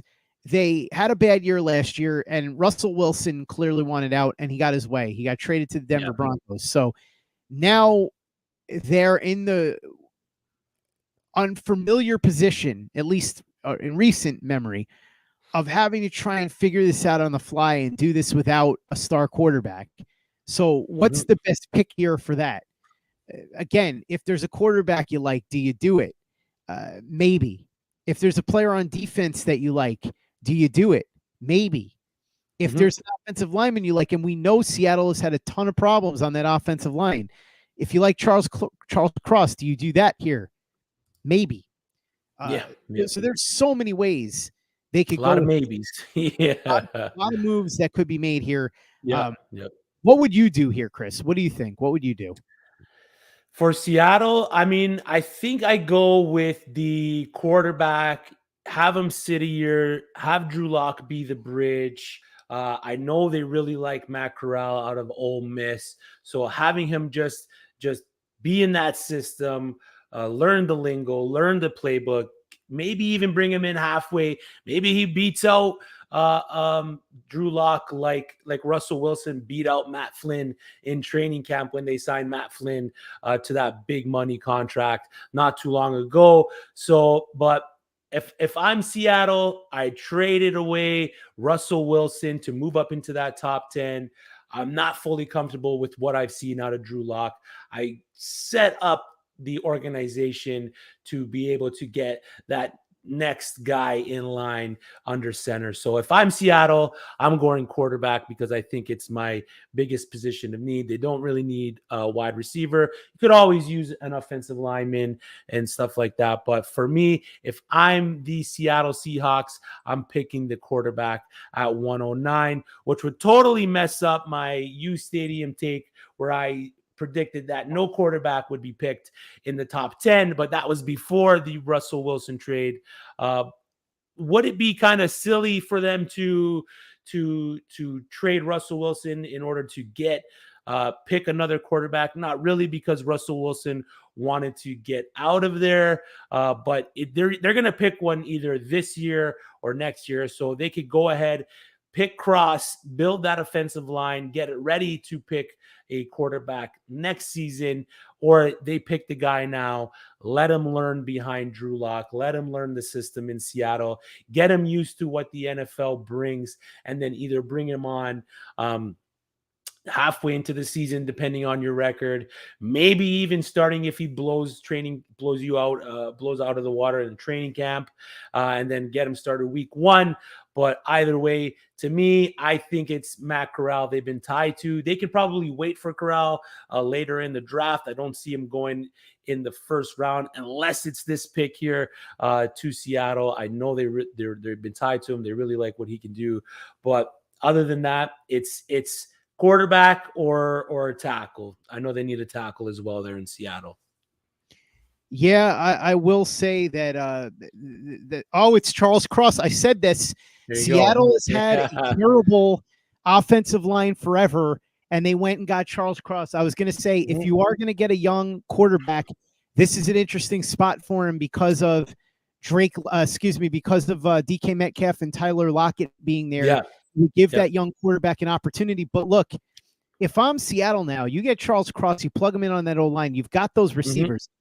I can't waste this. Pete Carroll's in his 70s. I can't waste the season with Drew Lock and Geno Smith. I'm going out and I'm making a deal for Baker Mayfield Jimmy G or Baker. Yeah, I like that move as well. Mayfield or Jimmy G. I'm worried about the shoulder. Go get Baker Mayfield. Yeah. But I want to go back to Atlanta, and I want to talk about Drake London because this is your opportunity, Chris. We've been waiting for somebody to pop up here that you could talk about that that has some sort of fantasy implications. So Drake London goes to this Atlanta offense. Presumably Marcus Mariota is going to be throwing him the ball. He's got Kyle Pitts there. He's got Patterson. He's got Arthur Smith, who's a pretty solid offensive mind. Is Drake London the type of player where you think that maybe he could be that rare rookie who has 1,000 yards? Or is he somebody that, maybe he's not a guy that you want to pick early in your fantasy drafts, but if you have a dynasty league, he's worth taking. And remember, obviously, Calvin Ridley is coming back. Wait, what's going on? We're getting word from Henry about something. Oh, okay. Might not be Cross. Cross has been deleted. I'm very confused here. Oh, no, it is Cross. Okay. So the Jets are on the clock. Henry, what are you doing to me? Stop confusing me. What are you doing? Chris and I are trying to talk about fantasy football here. And now Jack's saying it's Cross, I think. You guys are both killing me. Come on, guys. Jack, I know your team won a Super Bowl, but come on. He's got no picks, so he's not too into the draft today. with the Rams. But so as for London, he's that 6'4". Go ahead. Now it is Cross. It's Cross. It is Charles Cross. Okay. So the Jets are on the board, and we'll come back to them in a second. But I want to come back to my question. Drake London. Dynasty League, what kind of value does he have? You got Kyle Pitts there, you got Patterson, and you have presumably Ridley coming back next year. But this year also, what kind of value? Do you think he could be that kind of guy that makes Jack, of course, texting us in the words of Les Snead. That's right, Jack. Kid's got him a mug for Father's Day. So what is London's value this year as well? Do you think that he could be that rare 1,000-yard rookie receiver? Does he have a lot of value in dynasty leagues? Where do we go with this? He's not the fastest guy. He did refuse to run the 40 at his pro day.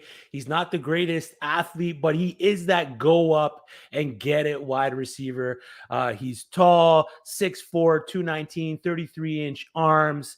So he's that big body guy that you're going to be able to put on the outside, lob the ball up in the air, and have him go up and get it. His freshman year, 93 catches, 567 yards, 5 TDs, which is big. Last season, 88 receptions, 1,000 yards. So big guy, but again, not the greatest athlete in a lot of his measurables in the high school workouts and combines. He wasn't in that high percentile in terms of wide receivers.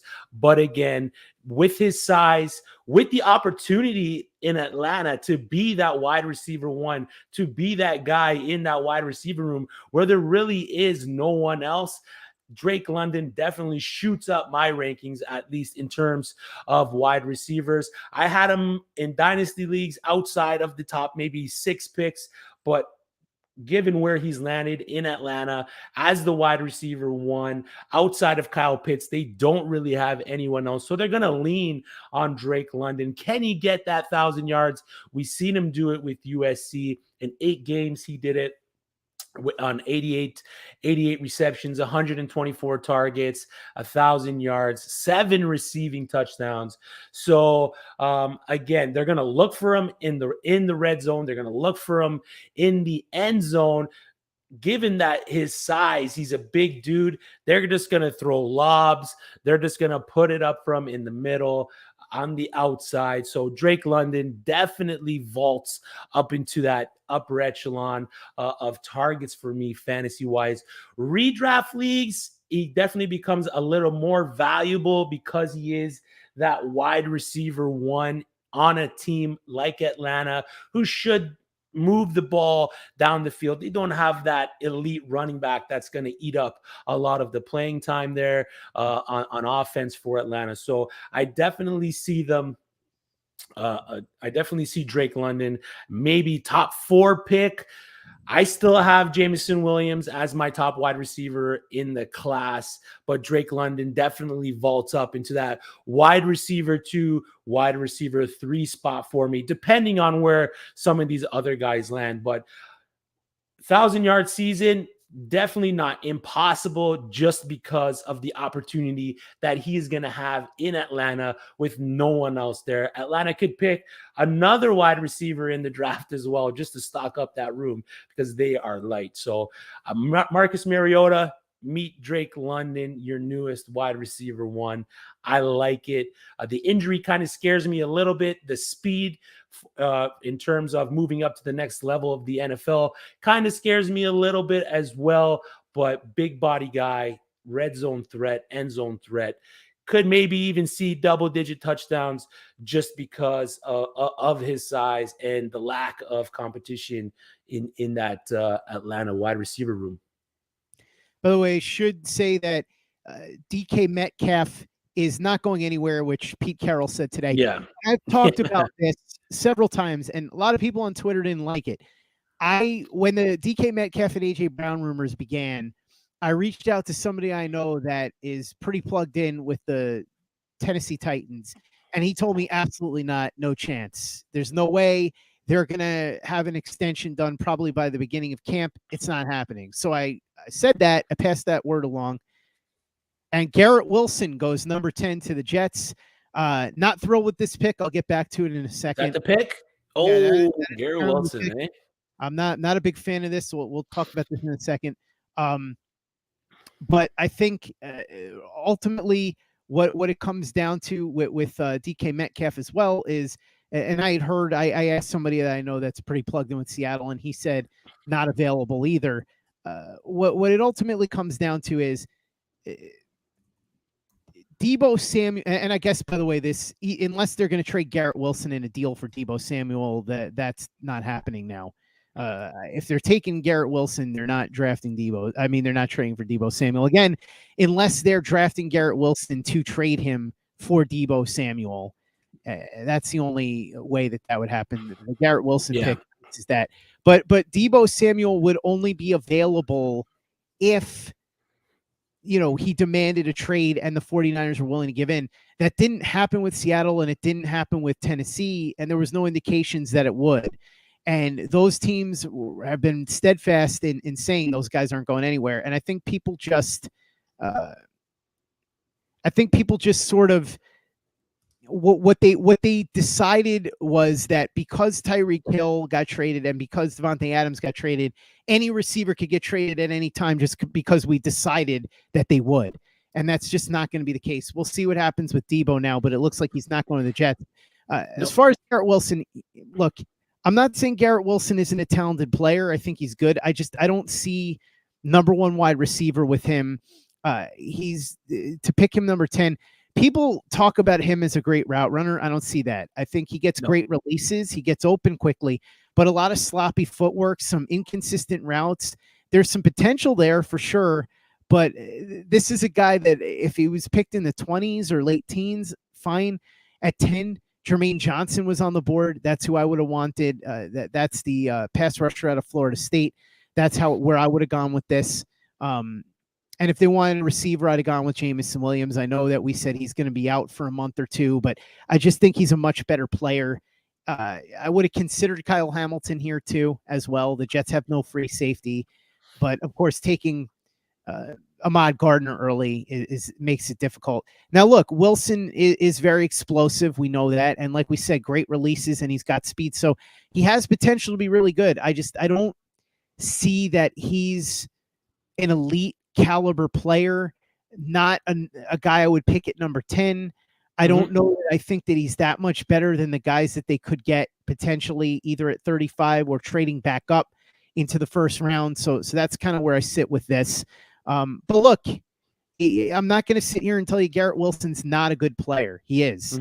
I don't like the pick because I think there were better options, and I don't love picking a receiver at 10. It feels to me like this was in a lot of ways a response to not getting the receiver that they wanted in a trade. But look, we'll keep our fingers crossed and hope for the best. So we'll say this though, there's some explosive potential there with Garrett Wilson and Elijah Moore on the other side. And now you got Corey Davis coming back and Denzel Mims. Look, he'll get one last chance to maybe do something. So look, ultimately, I think I would have, if I was going to take the Commanders are trading back, by the way, the Washington. So there was some talk that they might take Kyle Hamilton here. Apparently that's not going to happen. Just to wrap up on what I was saying with Garrett Wilson, I think he'll be a good player. I'm not convinced that he's going to be, I don't think he's better than Elijah Moore. We'll put it that way. And so to pick him at 10, I think is a reach. And people will disagree with me, and that's okay. Trade it up. Wow. Yamo, let's go. I doubt it. You're not going to take a receiver here, are they? No, I don't know if they would trade up for one like that, unless they were really high on somebody. Maybe wanted one of the tackles or something, but maybe I could see the tackle going here. Could it be that they want Jermaine Johnson? I don't know. I'm interested now. I'm very interested now. To see a really good defense, I knew they were gonna trade up here with those two picks. Another one of my takes on maybe Trevor Penning could be an offensive lineman here. Maybe Trevor Penning. Penning's interesting. I think they could have waited till 16 to take Penning there, but you never know now. Now I'm definitely interested to see what they do. But again, like you reiterated with the pick with Wilson there, I think they kind of just picked a lesser Elijah Moore, like you said, 4.38 guy on the 40, vertical jump 36, fast, speedy wide receiver. That little jump that he made in the combine when he was in the gauntlet drill there, it kind of worried me a little bit.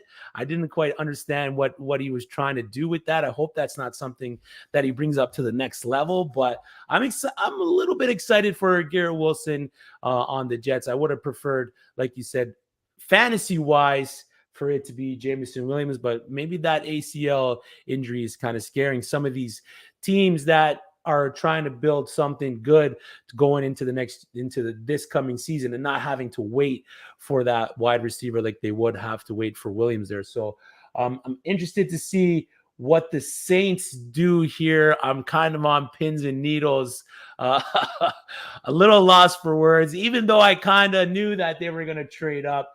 Do we got word on what the trade was?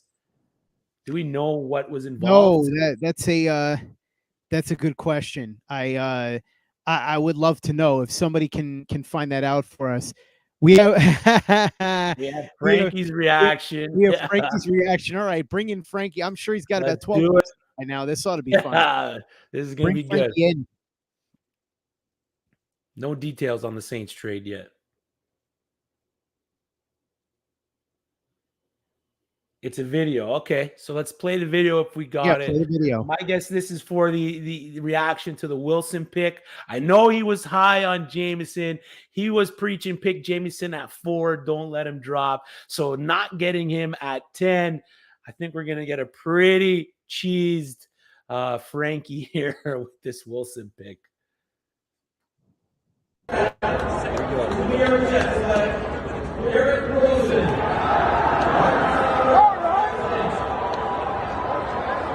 All right, Frankie, what are your thoughts? Garrett Wilson at 10. Listen, I wanted to be very ecstatic about this, and I wanted to be mad. I'm in between. Okay. I'm very level right now. All right. I like the pick. Okay. Oh, By the way, we the just pick. got word, Daniel Jeremiah reporting right here. Daniel Jeremiah reporting that the 49ers rejected a deal involving Deebo Samuel and the 10th overall pick that was then used to select Garrett Wilson. So there you go. The Jets tried to get Samuel. Apparently the 49ers are holding firm, and so it's Garrett Wilson instead as we wait on the Saints. Yeah, I like Frankie's reaction. Look, I don't like it. I don't despise it. It's not the worst pick ever. I don't really like it. I don't think the value is great. I think if you were going to pick a receiver, it should have been Williams. I mean, I'm not going to drive to Florham Park and throw Molotov cocktails in the window or anything like that. By the way, here's the details. It's pick 16, 98, and 120. So okay, so they still have 19 there. Okay. Not that big of a deal. They gave up a late 3rd and a late 4th to move up here 5 spots. So if it's a player they like, I mean, that's really a reasonable price to pay to move up. Yep. But it's to me, like I said, I would have gone with Jermaine Johnson. I think you had a chance to completely change your defense here. You get Jermaine Johnson and Sauce Gardner.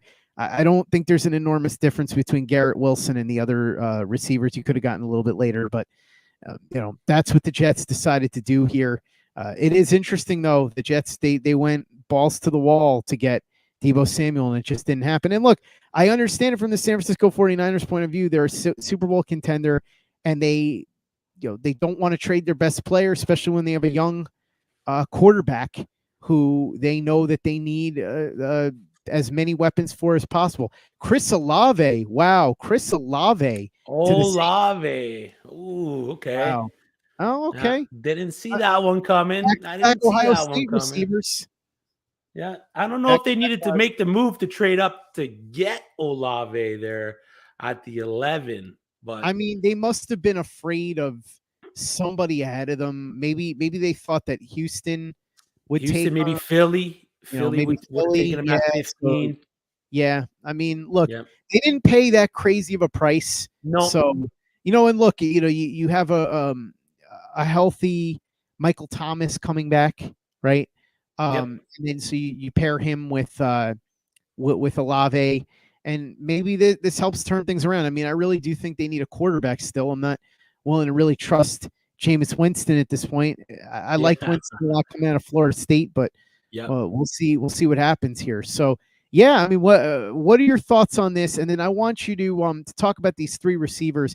We had a mini run on receivers here, 8, 10, and 11. Tell me what you think about these receivers, their fantasy impact, and then talk about, as a Saints fan, what you think here with the pick of Chris Olave trading up to number 11. Yeah, and we called it. We called the tackles going with those last 3 picks. They're ending the top 10. Then we called the 3 wide receivers going here with these. I did not see the Saints trading up to pick Olave. I don't hate it. I don't love it. I'm kind of like Frankie's reaction here. I'm impartial. I'm on the fence with how it's going to end out. I would have preferred Jameson Williams for the Saints over Olave, but I'll take it. Another OSU wide receiver to pair with Michael Thomas.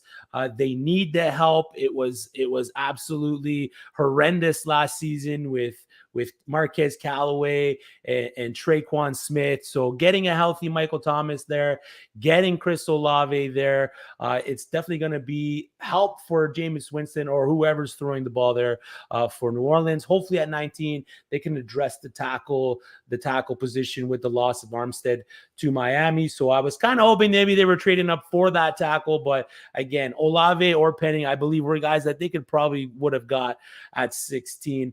We talked about London briefly already. I think I'm moving Olave up above Garrett Wilson in my rankings in terms of fantasy wise. I like Garrett Wilson, but like you said, with Elijah Moore there, Corey Davis coming back, I could definitely see Wilson playing the wide receiver 3 role for the Jets. But Olave instantly jumps into that wide receiver 2 role. We know that Jameis Winston can produce elite fantasy wide receivers. We know that he can produce 2 of them. We've seen him do that with Chris Godwin and Mike Evans in Tampa Bay. So I'm definitely moving Olave up. I'm moving Wilson back just based on where they've been drafted. So I got, as of right now, I still got Jamo 1.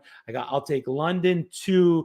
If Burks ends up in Dallas, I could possibly have him there as 3. But right now, I got Jameson Williams, Drake London, Chris Olave, and Garrett Wilson, and then Treylon Burks as my top 5 in terms of wide receivers. But again, like I said, if Treylon Burks ends up on Dallas in that system, we know that Jerry Jones loves his Arkansas players. I can definitely move Treylon Burks up into the rankings there past maybe Garrett Wilson. So as a Saints fan, I don't hate the pick. It was a position of need.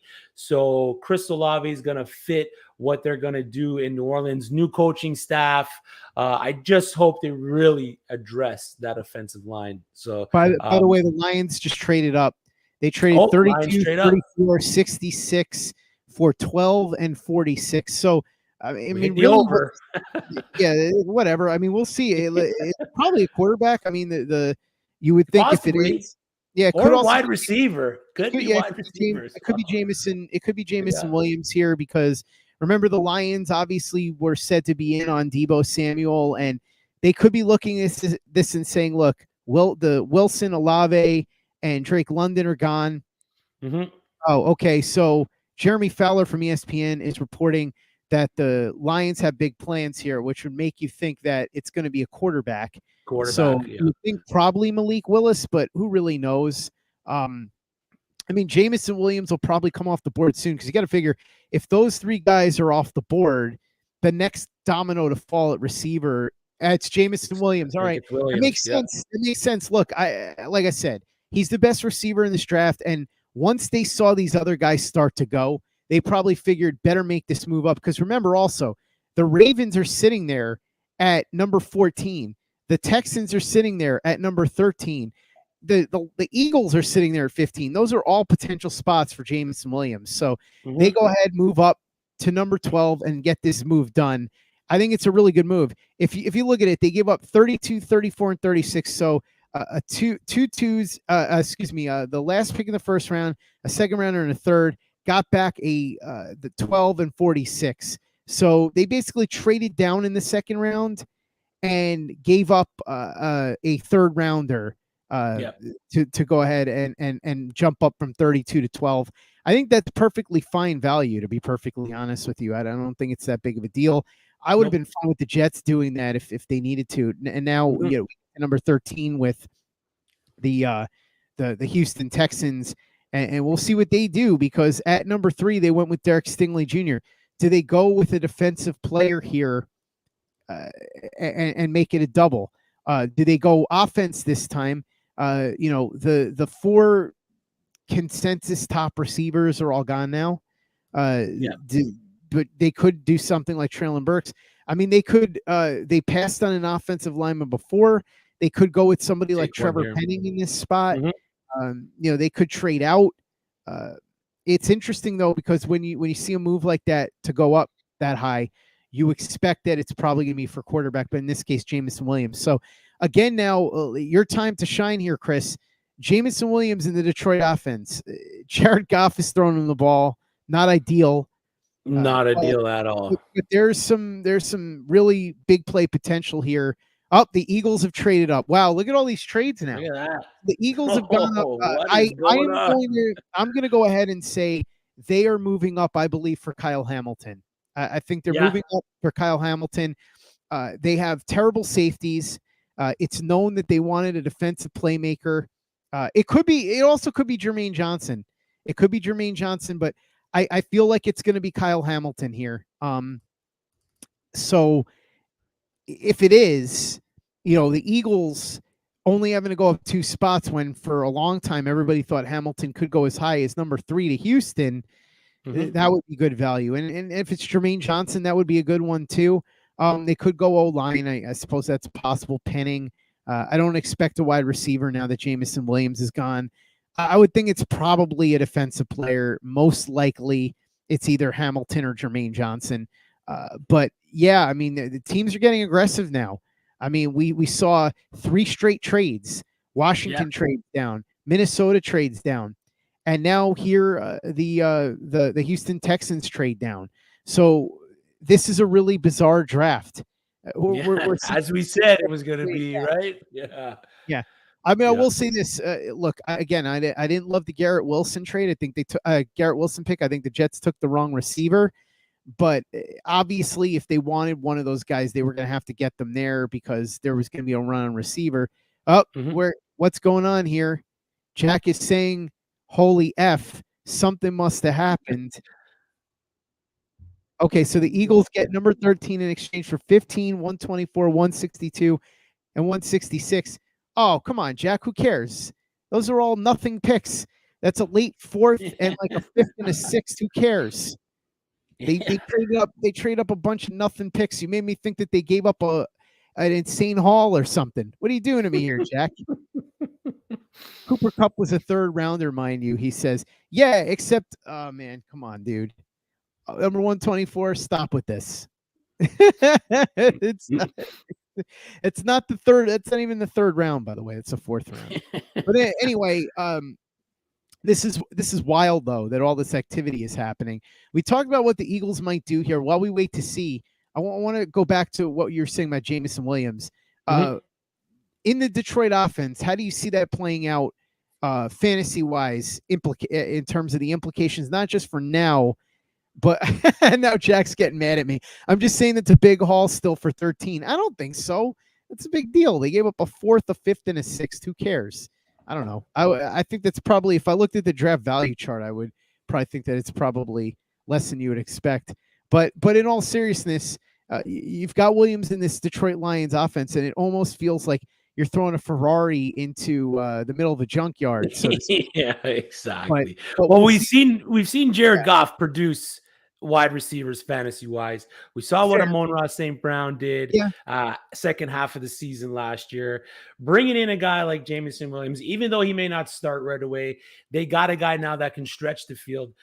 They had Josh Reynolds and Khalif Raymond catch some big balls last season. Not exactly elite producing wide receivers. We've seen Jameson Williams produce elite. He came from Ohio State to Alabama in his one Alabama season, 79 receptions, 1,500 yards, 19.9 yards per reception, and 15 touchdowns. He led in, I believe, the FBS best 11 touchdowns of 30 yards plus in 2021. That's playing against elite talent at the cornerback position. So they got a guy that's smooth route takeoff.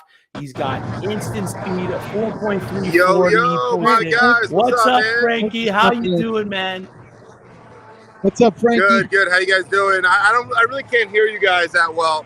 I don't know if it's because of the beers I've had or the music here. Probably a combination of both. But, probably both. Yeah, probably both. Frank, I like your reaction with like Garrett Wilson. I kind of agree. I don't really like the pick that much. I think I would have picked Jermaine Johnson, but if I was going to pick a receiver, I'd have picked Jameson Williams. I think they picked the wrong receiver there.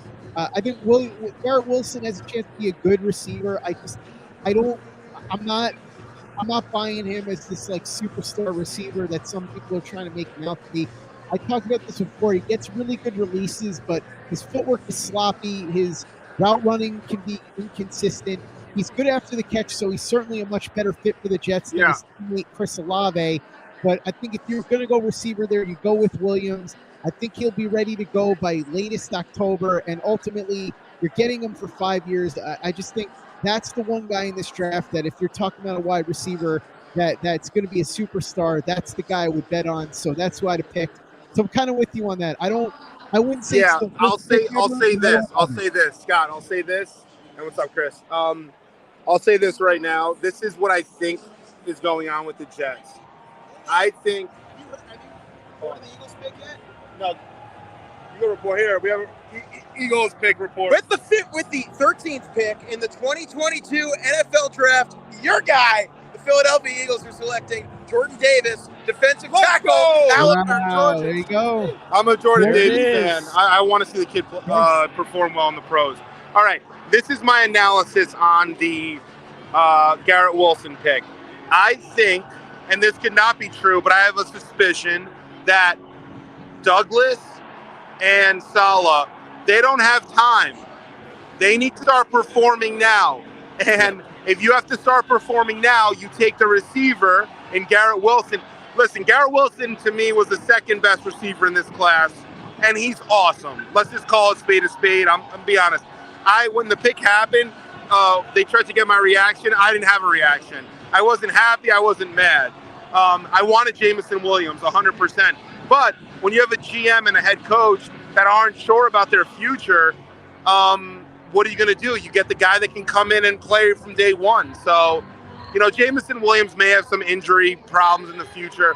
I'm just trying to justify the pick. We dodged a bullet. You know where we dodged a bullet, though? We dodged a bullet because we were going to take Drake freaking London. And I'm telling you guys right now, Drake London will not be a good wide receiver in the NFL. Quote me on it. He will not perform up to whatever level we think he will. He's not Mike Evans. He's not Anquan Bolden. He's not Devontae Adams. Someone's going to tell me. Ridiculous. Ridiculous comparison. Garrett Wilson is a productive wide receiver, and we needed one. Better get him than some random offensive lineman that maybe we could use. But it's saying to me that Saleh and Douglas, they don't have a long leash. A. B. Zach Wilson needs to come into next season and play with confidence. And if he has Garrett Wilson there and some players, he can start playing well. If he comes in without him, because Jameson might, play until late October, early November when he just starts actually getting, into football shape. Zach might have freaking had, a bad September and October. So this just tells me the team's trying to just gain some momentum. I love both picks overall. On a 1 to 10, 8.5 out of 10. If we got Jameson, would have been a 9 out of 10.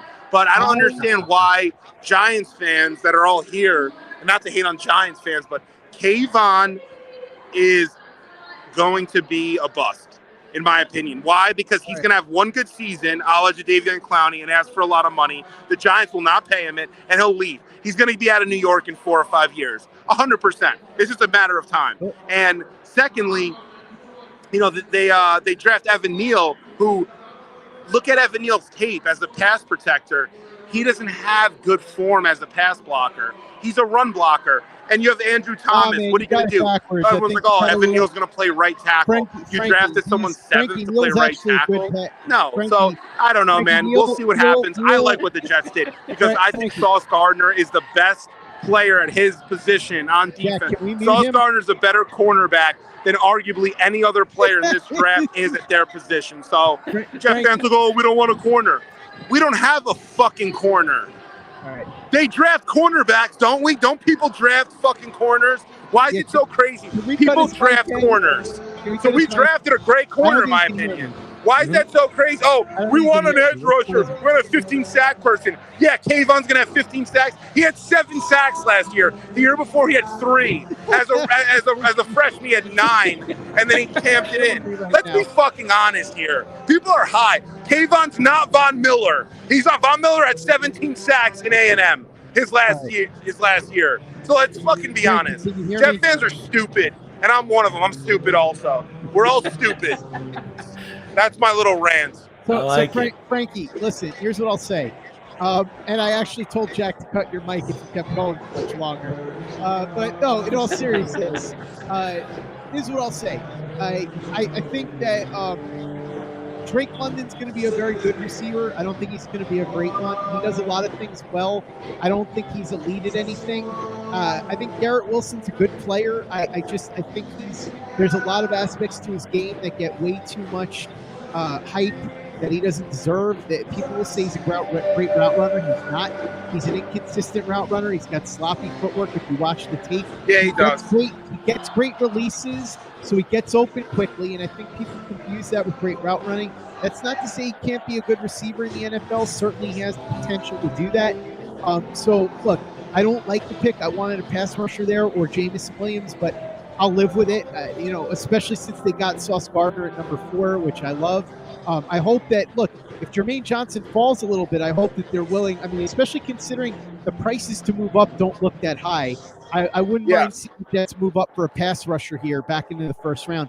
But I'll also say with the Giants, look, Evan Neal, he's actually, I think he got it backwards. He's actually a really good pass protector, but he can't run block for anything. He's very soft for a big guy.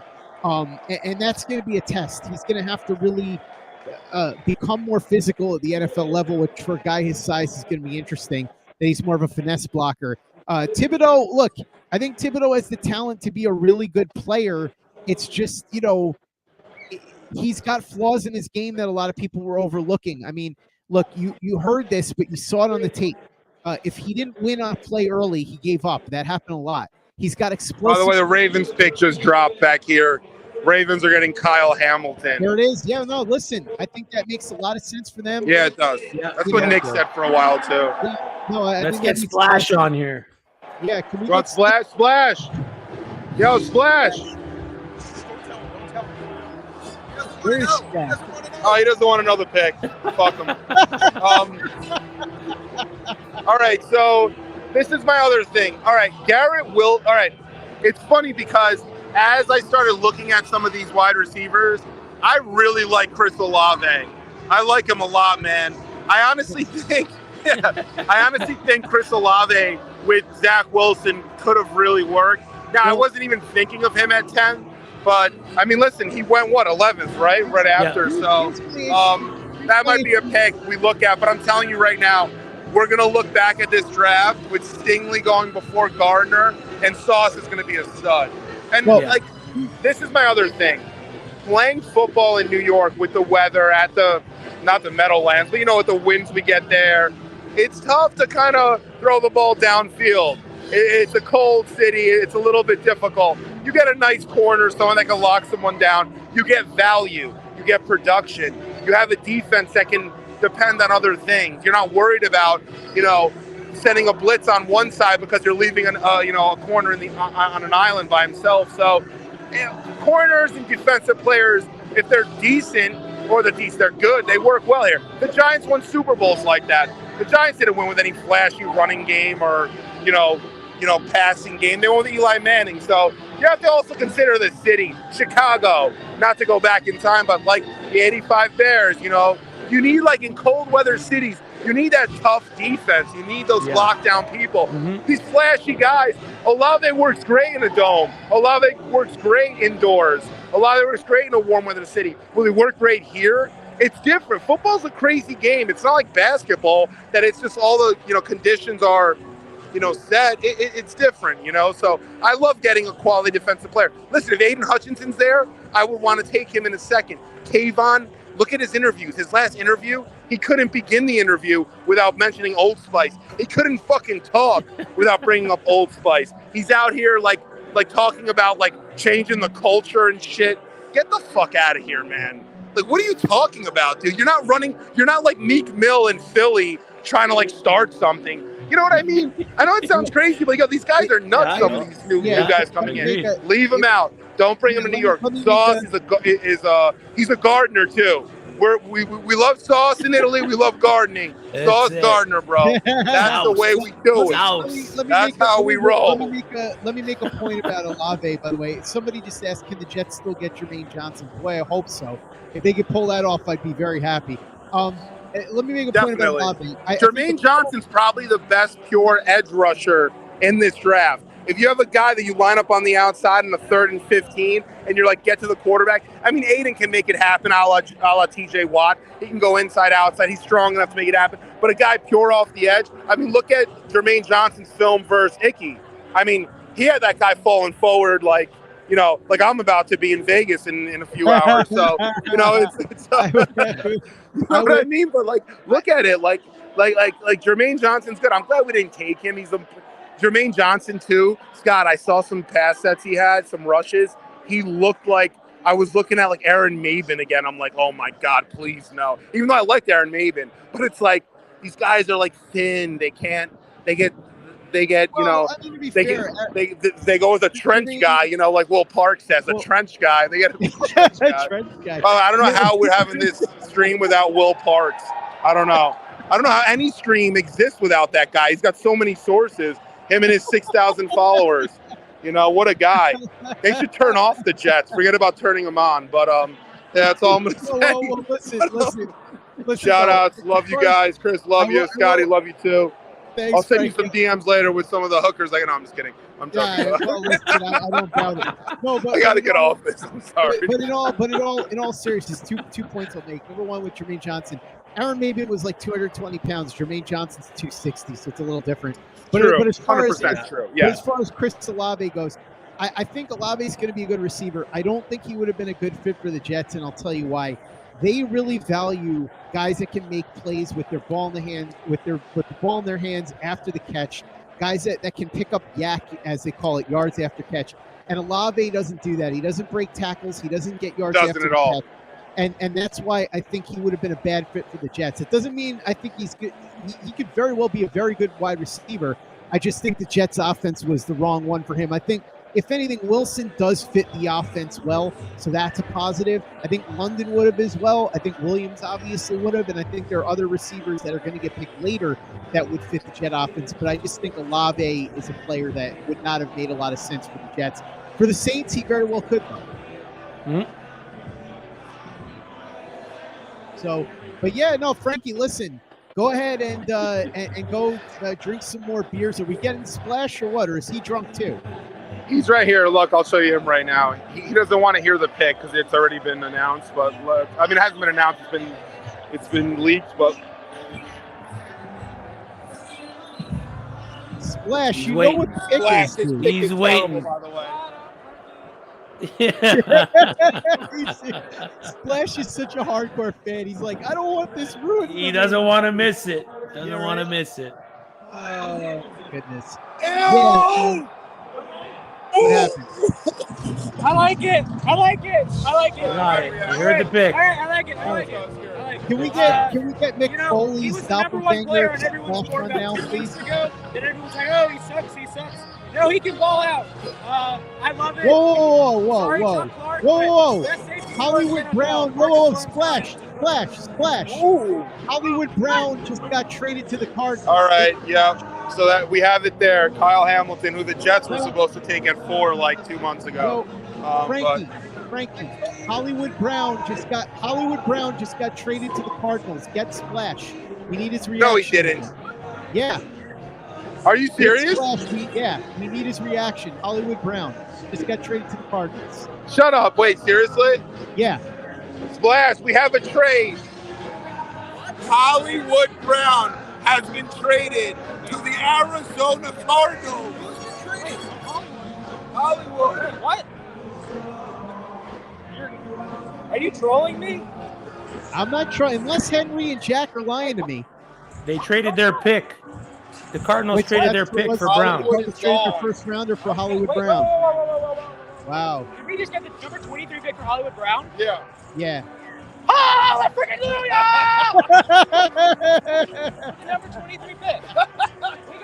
For the number 23 pick, he's happy with it. For the number 23 pick because you have the number 23 pick. The number 20, like Marquise Brown's like good, but like okay. Hello. Yeah, So here's what I'm guessing happened here.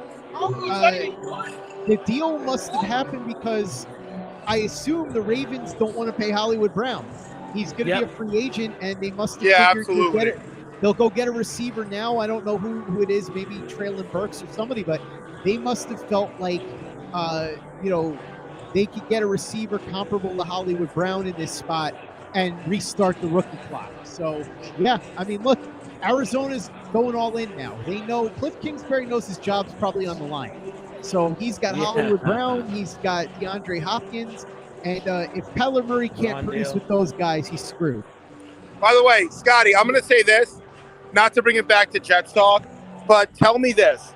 The best defensive player in this draft on many boards was Sauce Gardner, number one. You can ask anyone, number one. Number two, on offense, the best wide receiver on most boards in terms of production from day one without a what if was Garrett Wilson. We ended up with both of them, and you can't hate on Joe Douglas for making those moves.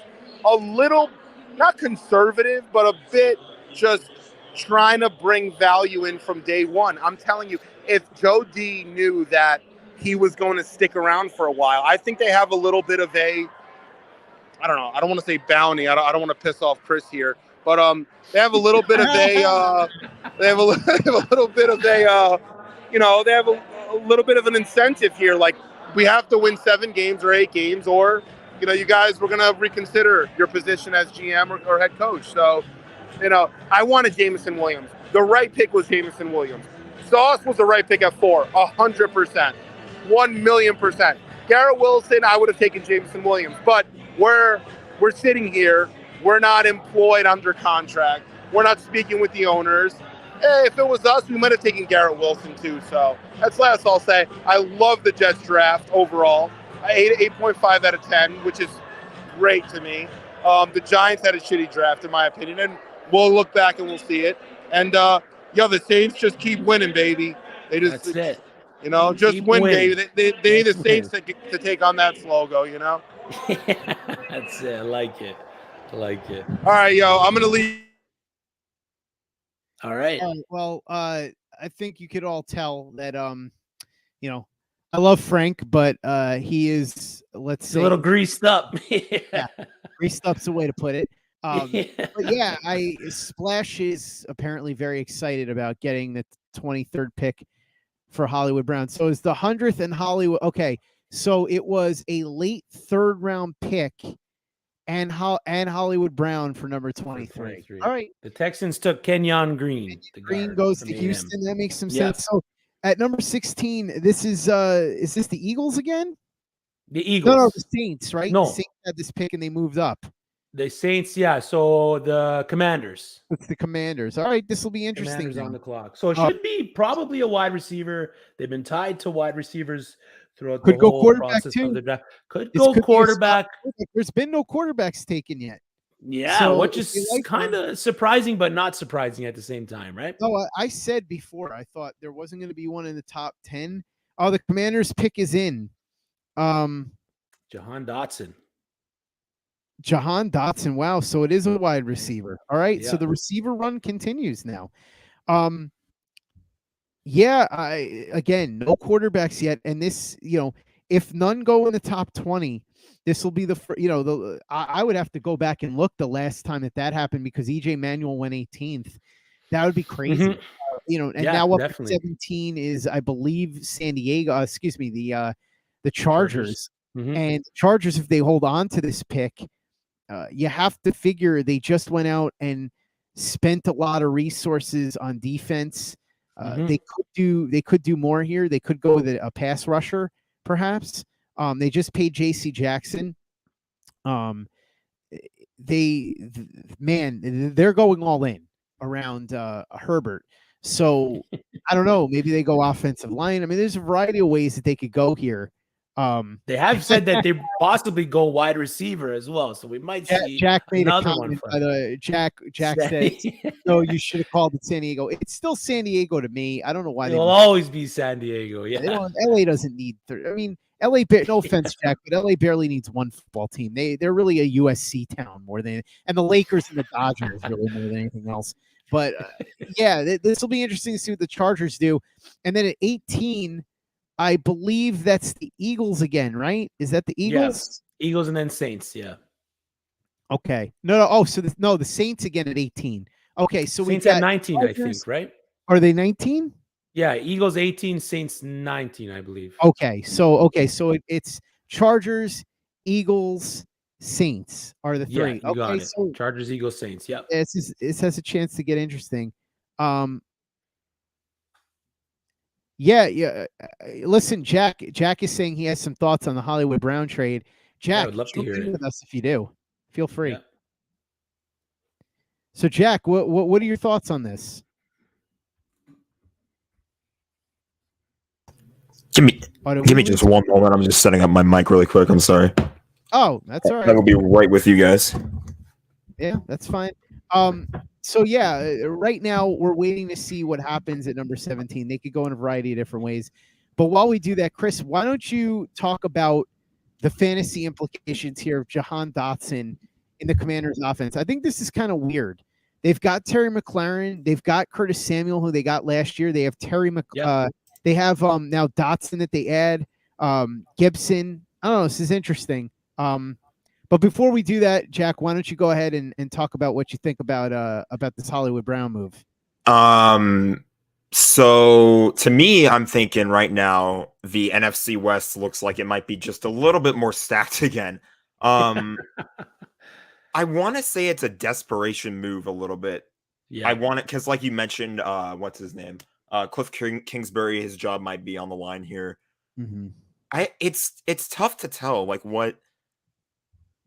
I don't know. It feels like he's going to be, obviously he's going to be wide receiver 2 there. It's a pretty scary lineup, assuming that Kyler Murray starts clicking again. I don't know. You're looking at a pretty, like Arizona basically saying like, hey, we're not done just yet. They were kind of falling off a little bit after their horrible performance in the divisional round game, or not, that was the wild card, but yeah, it feels a little bit desperation, but Splash was pretty happy for the Ravens, so it seems like what did they say, they didn't want to pay him or something like that? It Yeah, sounds like most likely. Yeah, It sounds like it because they do have to pay Lamar Jackson, and they obviously wanted to keep their financial flexibility. They did go out and they paid Marcus Williams in the offseason, so maybe they just felt like they can get a receiver with the pick that they just acquired that can replace Hollywood Brown for a fraction of the cost. I mean, that's my best guess here. Sure. Apparently it's the 100th pick plus Hollywood for 23. Yeah, so, it was 100 and Hollywood for 23, right? That was the deal. Yeah. So basically, Hollywood Brown and a 3rd round pick for number 23. I mean, look, this is how I look at it. In a draft like this, if you're the value of 23 is not super high, so I don't think it's that big of a deal. And as we said, whoa, what happened? AJ Brown just got sent to the Eagles. Is this real? This is spicy. Wow. This is spicy, man. This is quite a draft already. There's so many moves. Oh my that God. are happening. Oh my goodness. This is huge. That's a huge wow. move. That's a huge move. This. What is going on? Wow, that's insane. What are the terms of the deal here, guys? Do we know? We can find the terms, yeah. Oh my gosh. So AJ Brown and Hollywood Brown both traded, and the Jets struck out on Deebo Samuel. Holy cow. Huge moves over this. What a wild draft. The NFL is king, man. That's all I gotta say. Just when we're in a period where it feels like every sport is taking over, the NFL just comes in and there's trade after trade after trade after trade in the draft. Yeah. It just broke, so we'll wait for terms. Wow, it says blockbuster trade, though. I'm going to be completely honest. I would imagine if they're trading AJ Brown, I would think it could be, you could be looking at the Eagles pick. Wait, what's? So it's AJ Brown and 101. That's it. Wow. 18 and 1.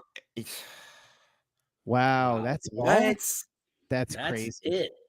I mean, the Packers got to be kicking themselves right now, right? all these top wide receivers flying off the board. And I mean, they got AJ Brown for 18th and 101. Yeah. Wow. The That's Jets such a too. fleece. If the Jets would have known, they could have made a deal. They could have offered. Yeah, AJ Brown on the Jets. Jeez. Wow, that's crazy. Well, the only thing I will say about AJ Brown is there's obvious injury concerns there, but wow. Chargers up on the board. So at number 18 now, do we think that the Titans are going to pick a receiver to replace AJ Brown? I guess they have to. Right? They did trade for Robert Woods in the offseason. Yeah, but he's coming off an ACL injury. They can't just rely on him. They were the number 1 seed. They got to do something to replace Brown, I would think. No? Yeah, I would imagine they're not just going to stick with Robert Woods coming off of an ACL tear. So, wow, I don't know. My mind is still kind of blown by what's happening in this draft so far. Yeah, oh my God. I can't believe AJ Zion Johnson to the Chargers. Oh, really? Wow. Did you say Jermaine Johnson? Zion Johnson. Oh, Zion Johnson. Good. Yeah. So Jermaine Johnson's still around. Good. I would love to see the Jets move back up and get him somehow. So now this Tennessee picks here, right? Tennessee picks here now. So I mean, is there a receiver that we think that this Tennessee? Listen. Here's a thought. There's been talk that I should say 17. That Treylon Burks resembles a young AJ Brown. Does Tennessee say, let's get the young AJ Brown for a fraction of the price here and draft Treylon Burks at number 18? Is that what we see? This is crazy. I can't believe AJ Brown and Hollywood Brown both got dealt. We came into this night thinking there was like a 50-50 shot Deebo Samuel gets dealt. He doesn't get traded, and instead it's AJ Brown, who nobody saw coming, and Hollywood Brown, who I didn't even know. And the report was that they whiffed on it too. Like they were supposed to make the Deebo trade, and then they just whiffed on it. Like what? Can you imagine how wild tonight would have been if they actually pulled that off? Wait, so what was the report, Jack? What was the report? I don't know what it just said, like what we mentioned earlier, that they attempted to trade for Deebo, or the Jets attempted to trade 10. It sounds like Tim Kawakami from the Athletic appeared to say that they didn't just offer the 10th straight up; it was the 10th and a pick swap or something. So I'm not entirely sure. Wow, this is a crazy night, man. Oh my God, this is something. AJ Brown to the Eagles, unbelievable. So now the Eagles have AJ Brown and Devonta Smith, and they've got Dallas Goedert, and they've got a good running game, and the old line. I mean, look, if Jalen Hurts can't succeed now, he's never going to. This is true. Yeah. He's got everybody. He's got his team's built around him. The Eagles have, but this is another thing to remember. The Eagles have 2 first-round picks next year, so they could just be setting this up for the next guy. Yep. Very true. Yep. That'll be depending on his performance, pretty much, on Hurts' performance, whether or not he can thrive with that offense. If I would have known the Jets could have gotten AJ Brown by trading down from 10 and then giving up like a 4th-round pick or something, would have done that instead of going crazy after Deebo Samuel. That's unbelievable. The Titans pick is in. So do we think it's going to be Treylon Burks here to replace AJ Brown? Do we think maybe that's why they made the move? There's a receiver they like, and they figure strike now and get the guy on a cheap 5-year rookie deal? This is crazy, though, because you got a team that's ready to win now. What are you doing? Man, this is nuts. Because they got Robert Woods coming off an ACL injury, and Henry had that Jones fracture last year, and Tannehill, man, this is wow. I'm going to be completely honest. Treylon Burks. See, that's what I'm saying. They looked at him and they said, we can get the young AJ Brown, and that's what they did. They went out and they replaced AJ Brown with a guy that they think could be AJ Brown, but AJ Brown on a rookie. Monster. Yeah. I was on the train that DK Metcalf was more likely to be traded than AJ Brown, because it seems like the Seahawks are in like a rebuild period. I was told no way that he would be traded, and that's what I saw. That's what I sent in the chat too. Like I don't know. I don't know. I'm just coming into the night. That's what I thought. I thought that AJ Brown was going to stay a Titan, and maybe DK Metcalf will be going somewhere else. And turns out the polar opposite happens. So Treylon Burks to Tennessee most likely means Penning to New Orleans, which I'm not mad at all with this next pick here. Yeah. Yeah, this is really All interesting. So I think I'm going to drop back behind the scenes. You guys are killing it. Thanks, Well, Jack. thank you, You're Jack. killing it as well, buddy. Yeah, we'll hang in for a little bit longer just because of all this news, but man, Sounds good. I need to lay down and process all of this. Oh, the fantasy implications Yeah, are this is wild crazy. tonight. The Yeah, movement at wide receiver. Talk about this now, Chris. Talk about, all right, so let's go through all these receivers, and I want you to go give your quick hits, right? We've had a run on these guys. We've now had 6 wide receivers go in the top 20. So let's say we talk about the first guy off the board was London with the Falcons. Then at 10, it was Garrett Wilson to the Jets. Then at 11, it was Olave to the Saints. Then at 12, it was Jameson Williams to the Lions.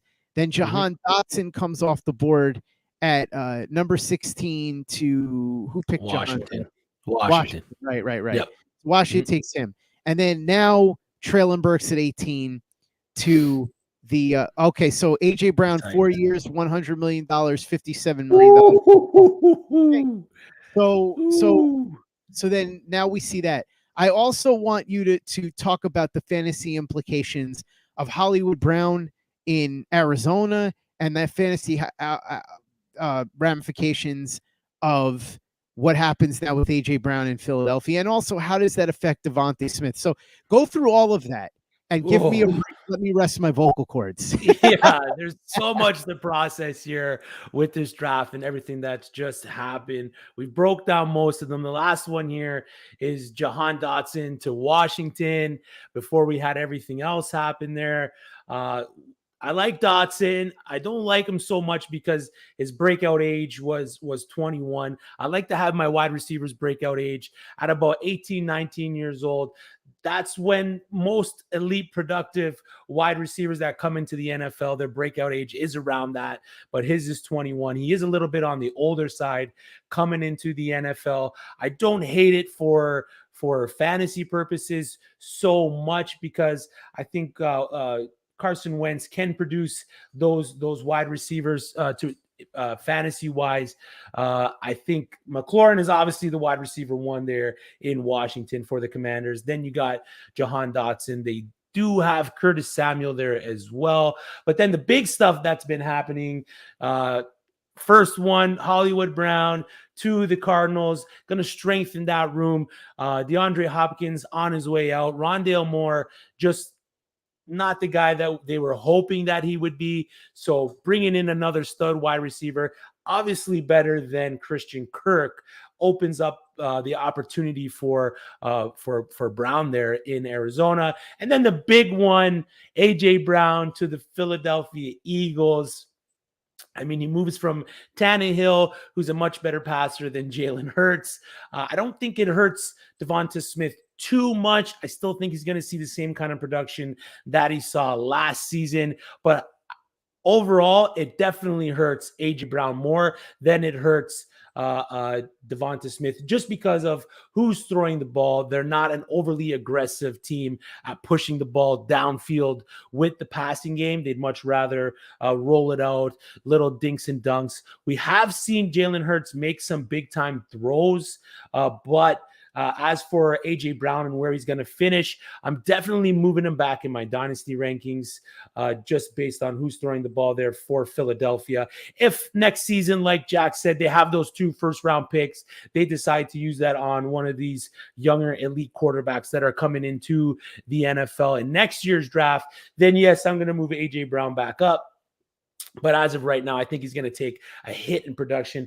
4 years, $100 million. AJ Brown just got paid. And then to replace AJ Brown in Tennessee, we have Traylon Burks out of Arkansas. Yak monster, kind of the mold of AJ Brown. They kind of just replaced them.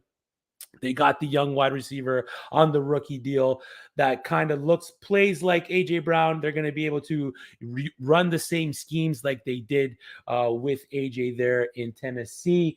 So, but again, Traylon Burks definitely moves up now. I'm probably moving him up ahead of Garrett Wilson.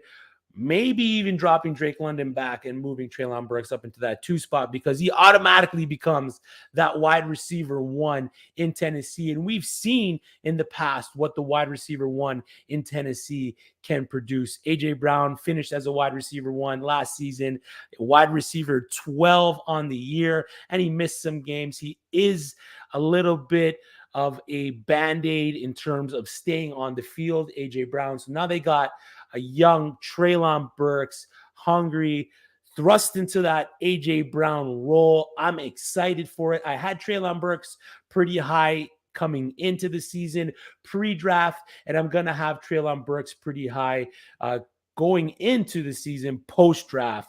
So as of right now, rankings go, Jameson Williams still number 1, even though he's on Detroit. I still think I'm buying into that talent.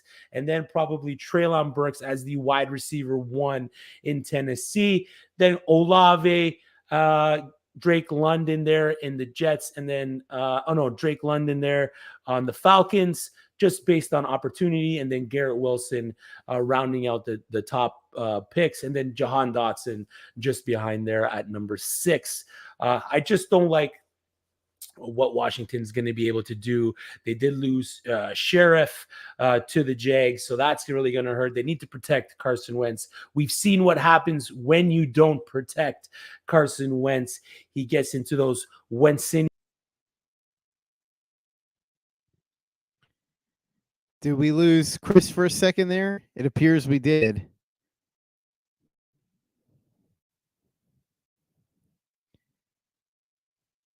I think he went to go celebrate the Saints pick. Yeah. I'm back.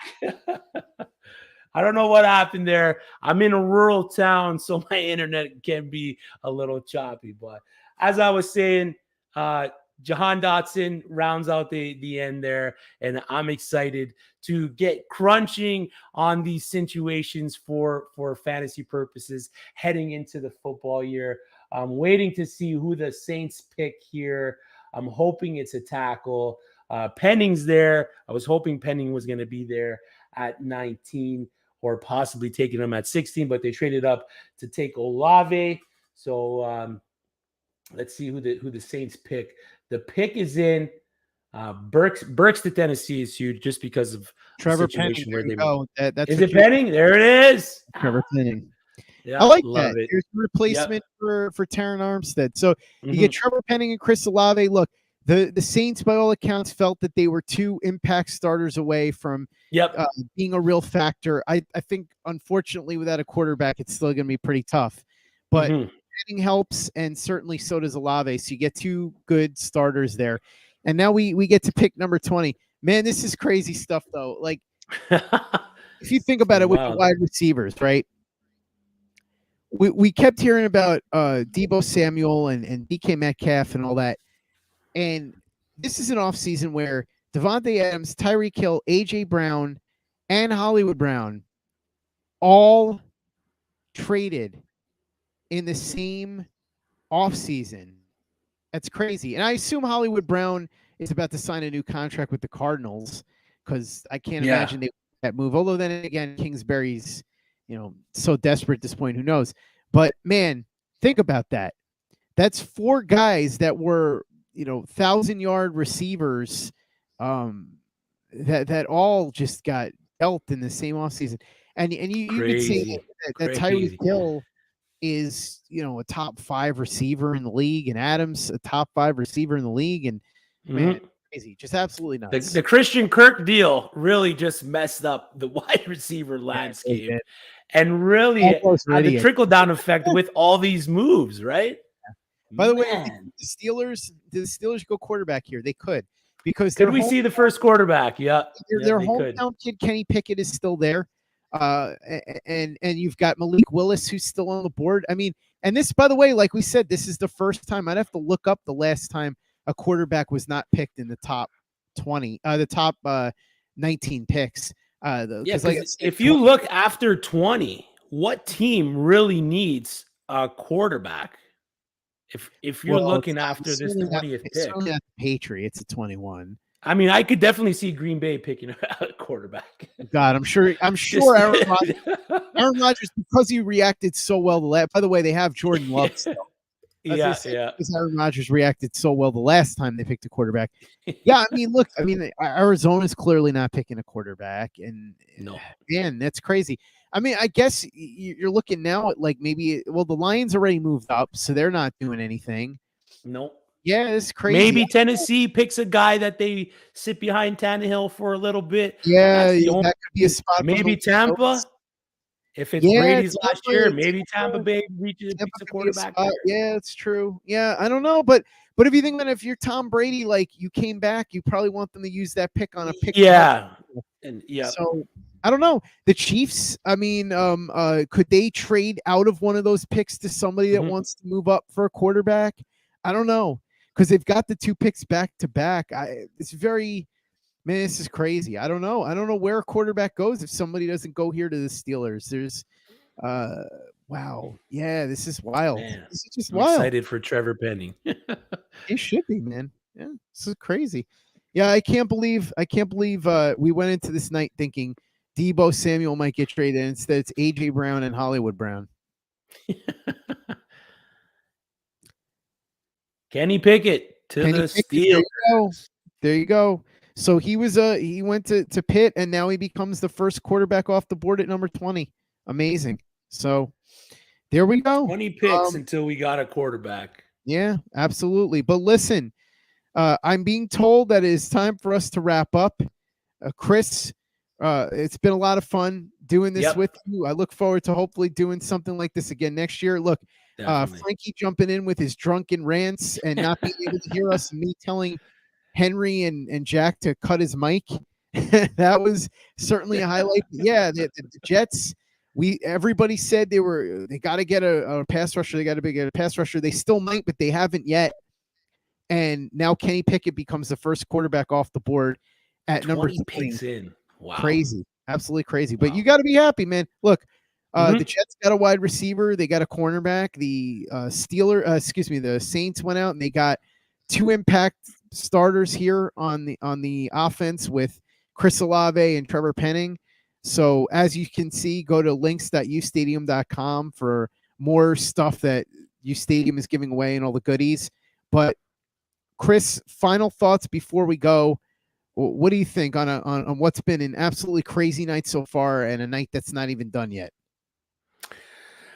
Just my mind is blown. The amount of moves after the first 10 picks have been nothing short of dramatic. We've seen some big names, fantasy-wise and just football-wise in general, get moved off teams and situations that we didn't see getting moved. AJ Brown, Hollywood Brown came out of nowhere, but big moves. I know we were hoping to see the Deebo Samuel trade to the Jets, which we were told was maybe not fully what San Francisco wanted there. We don't know the details of what the Jets offered, but seeing what some of these other elite wide receivers went for, I mean, as a Jets fan, you kind of maybe got to be a little irritated about it. But at the end of the day, you got an elite wide receiver with Wilson.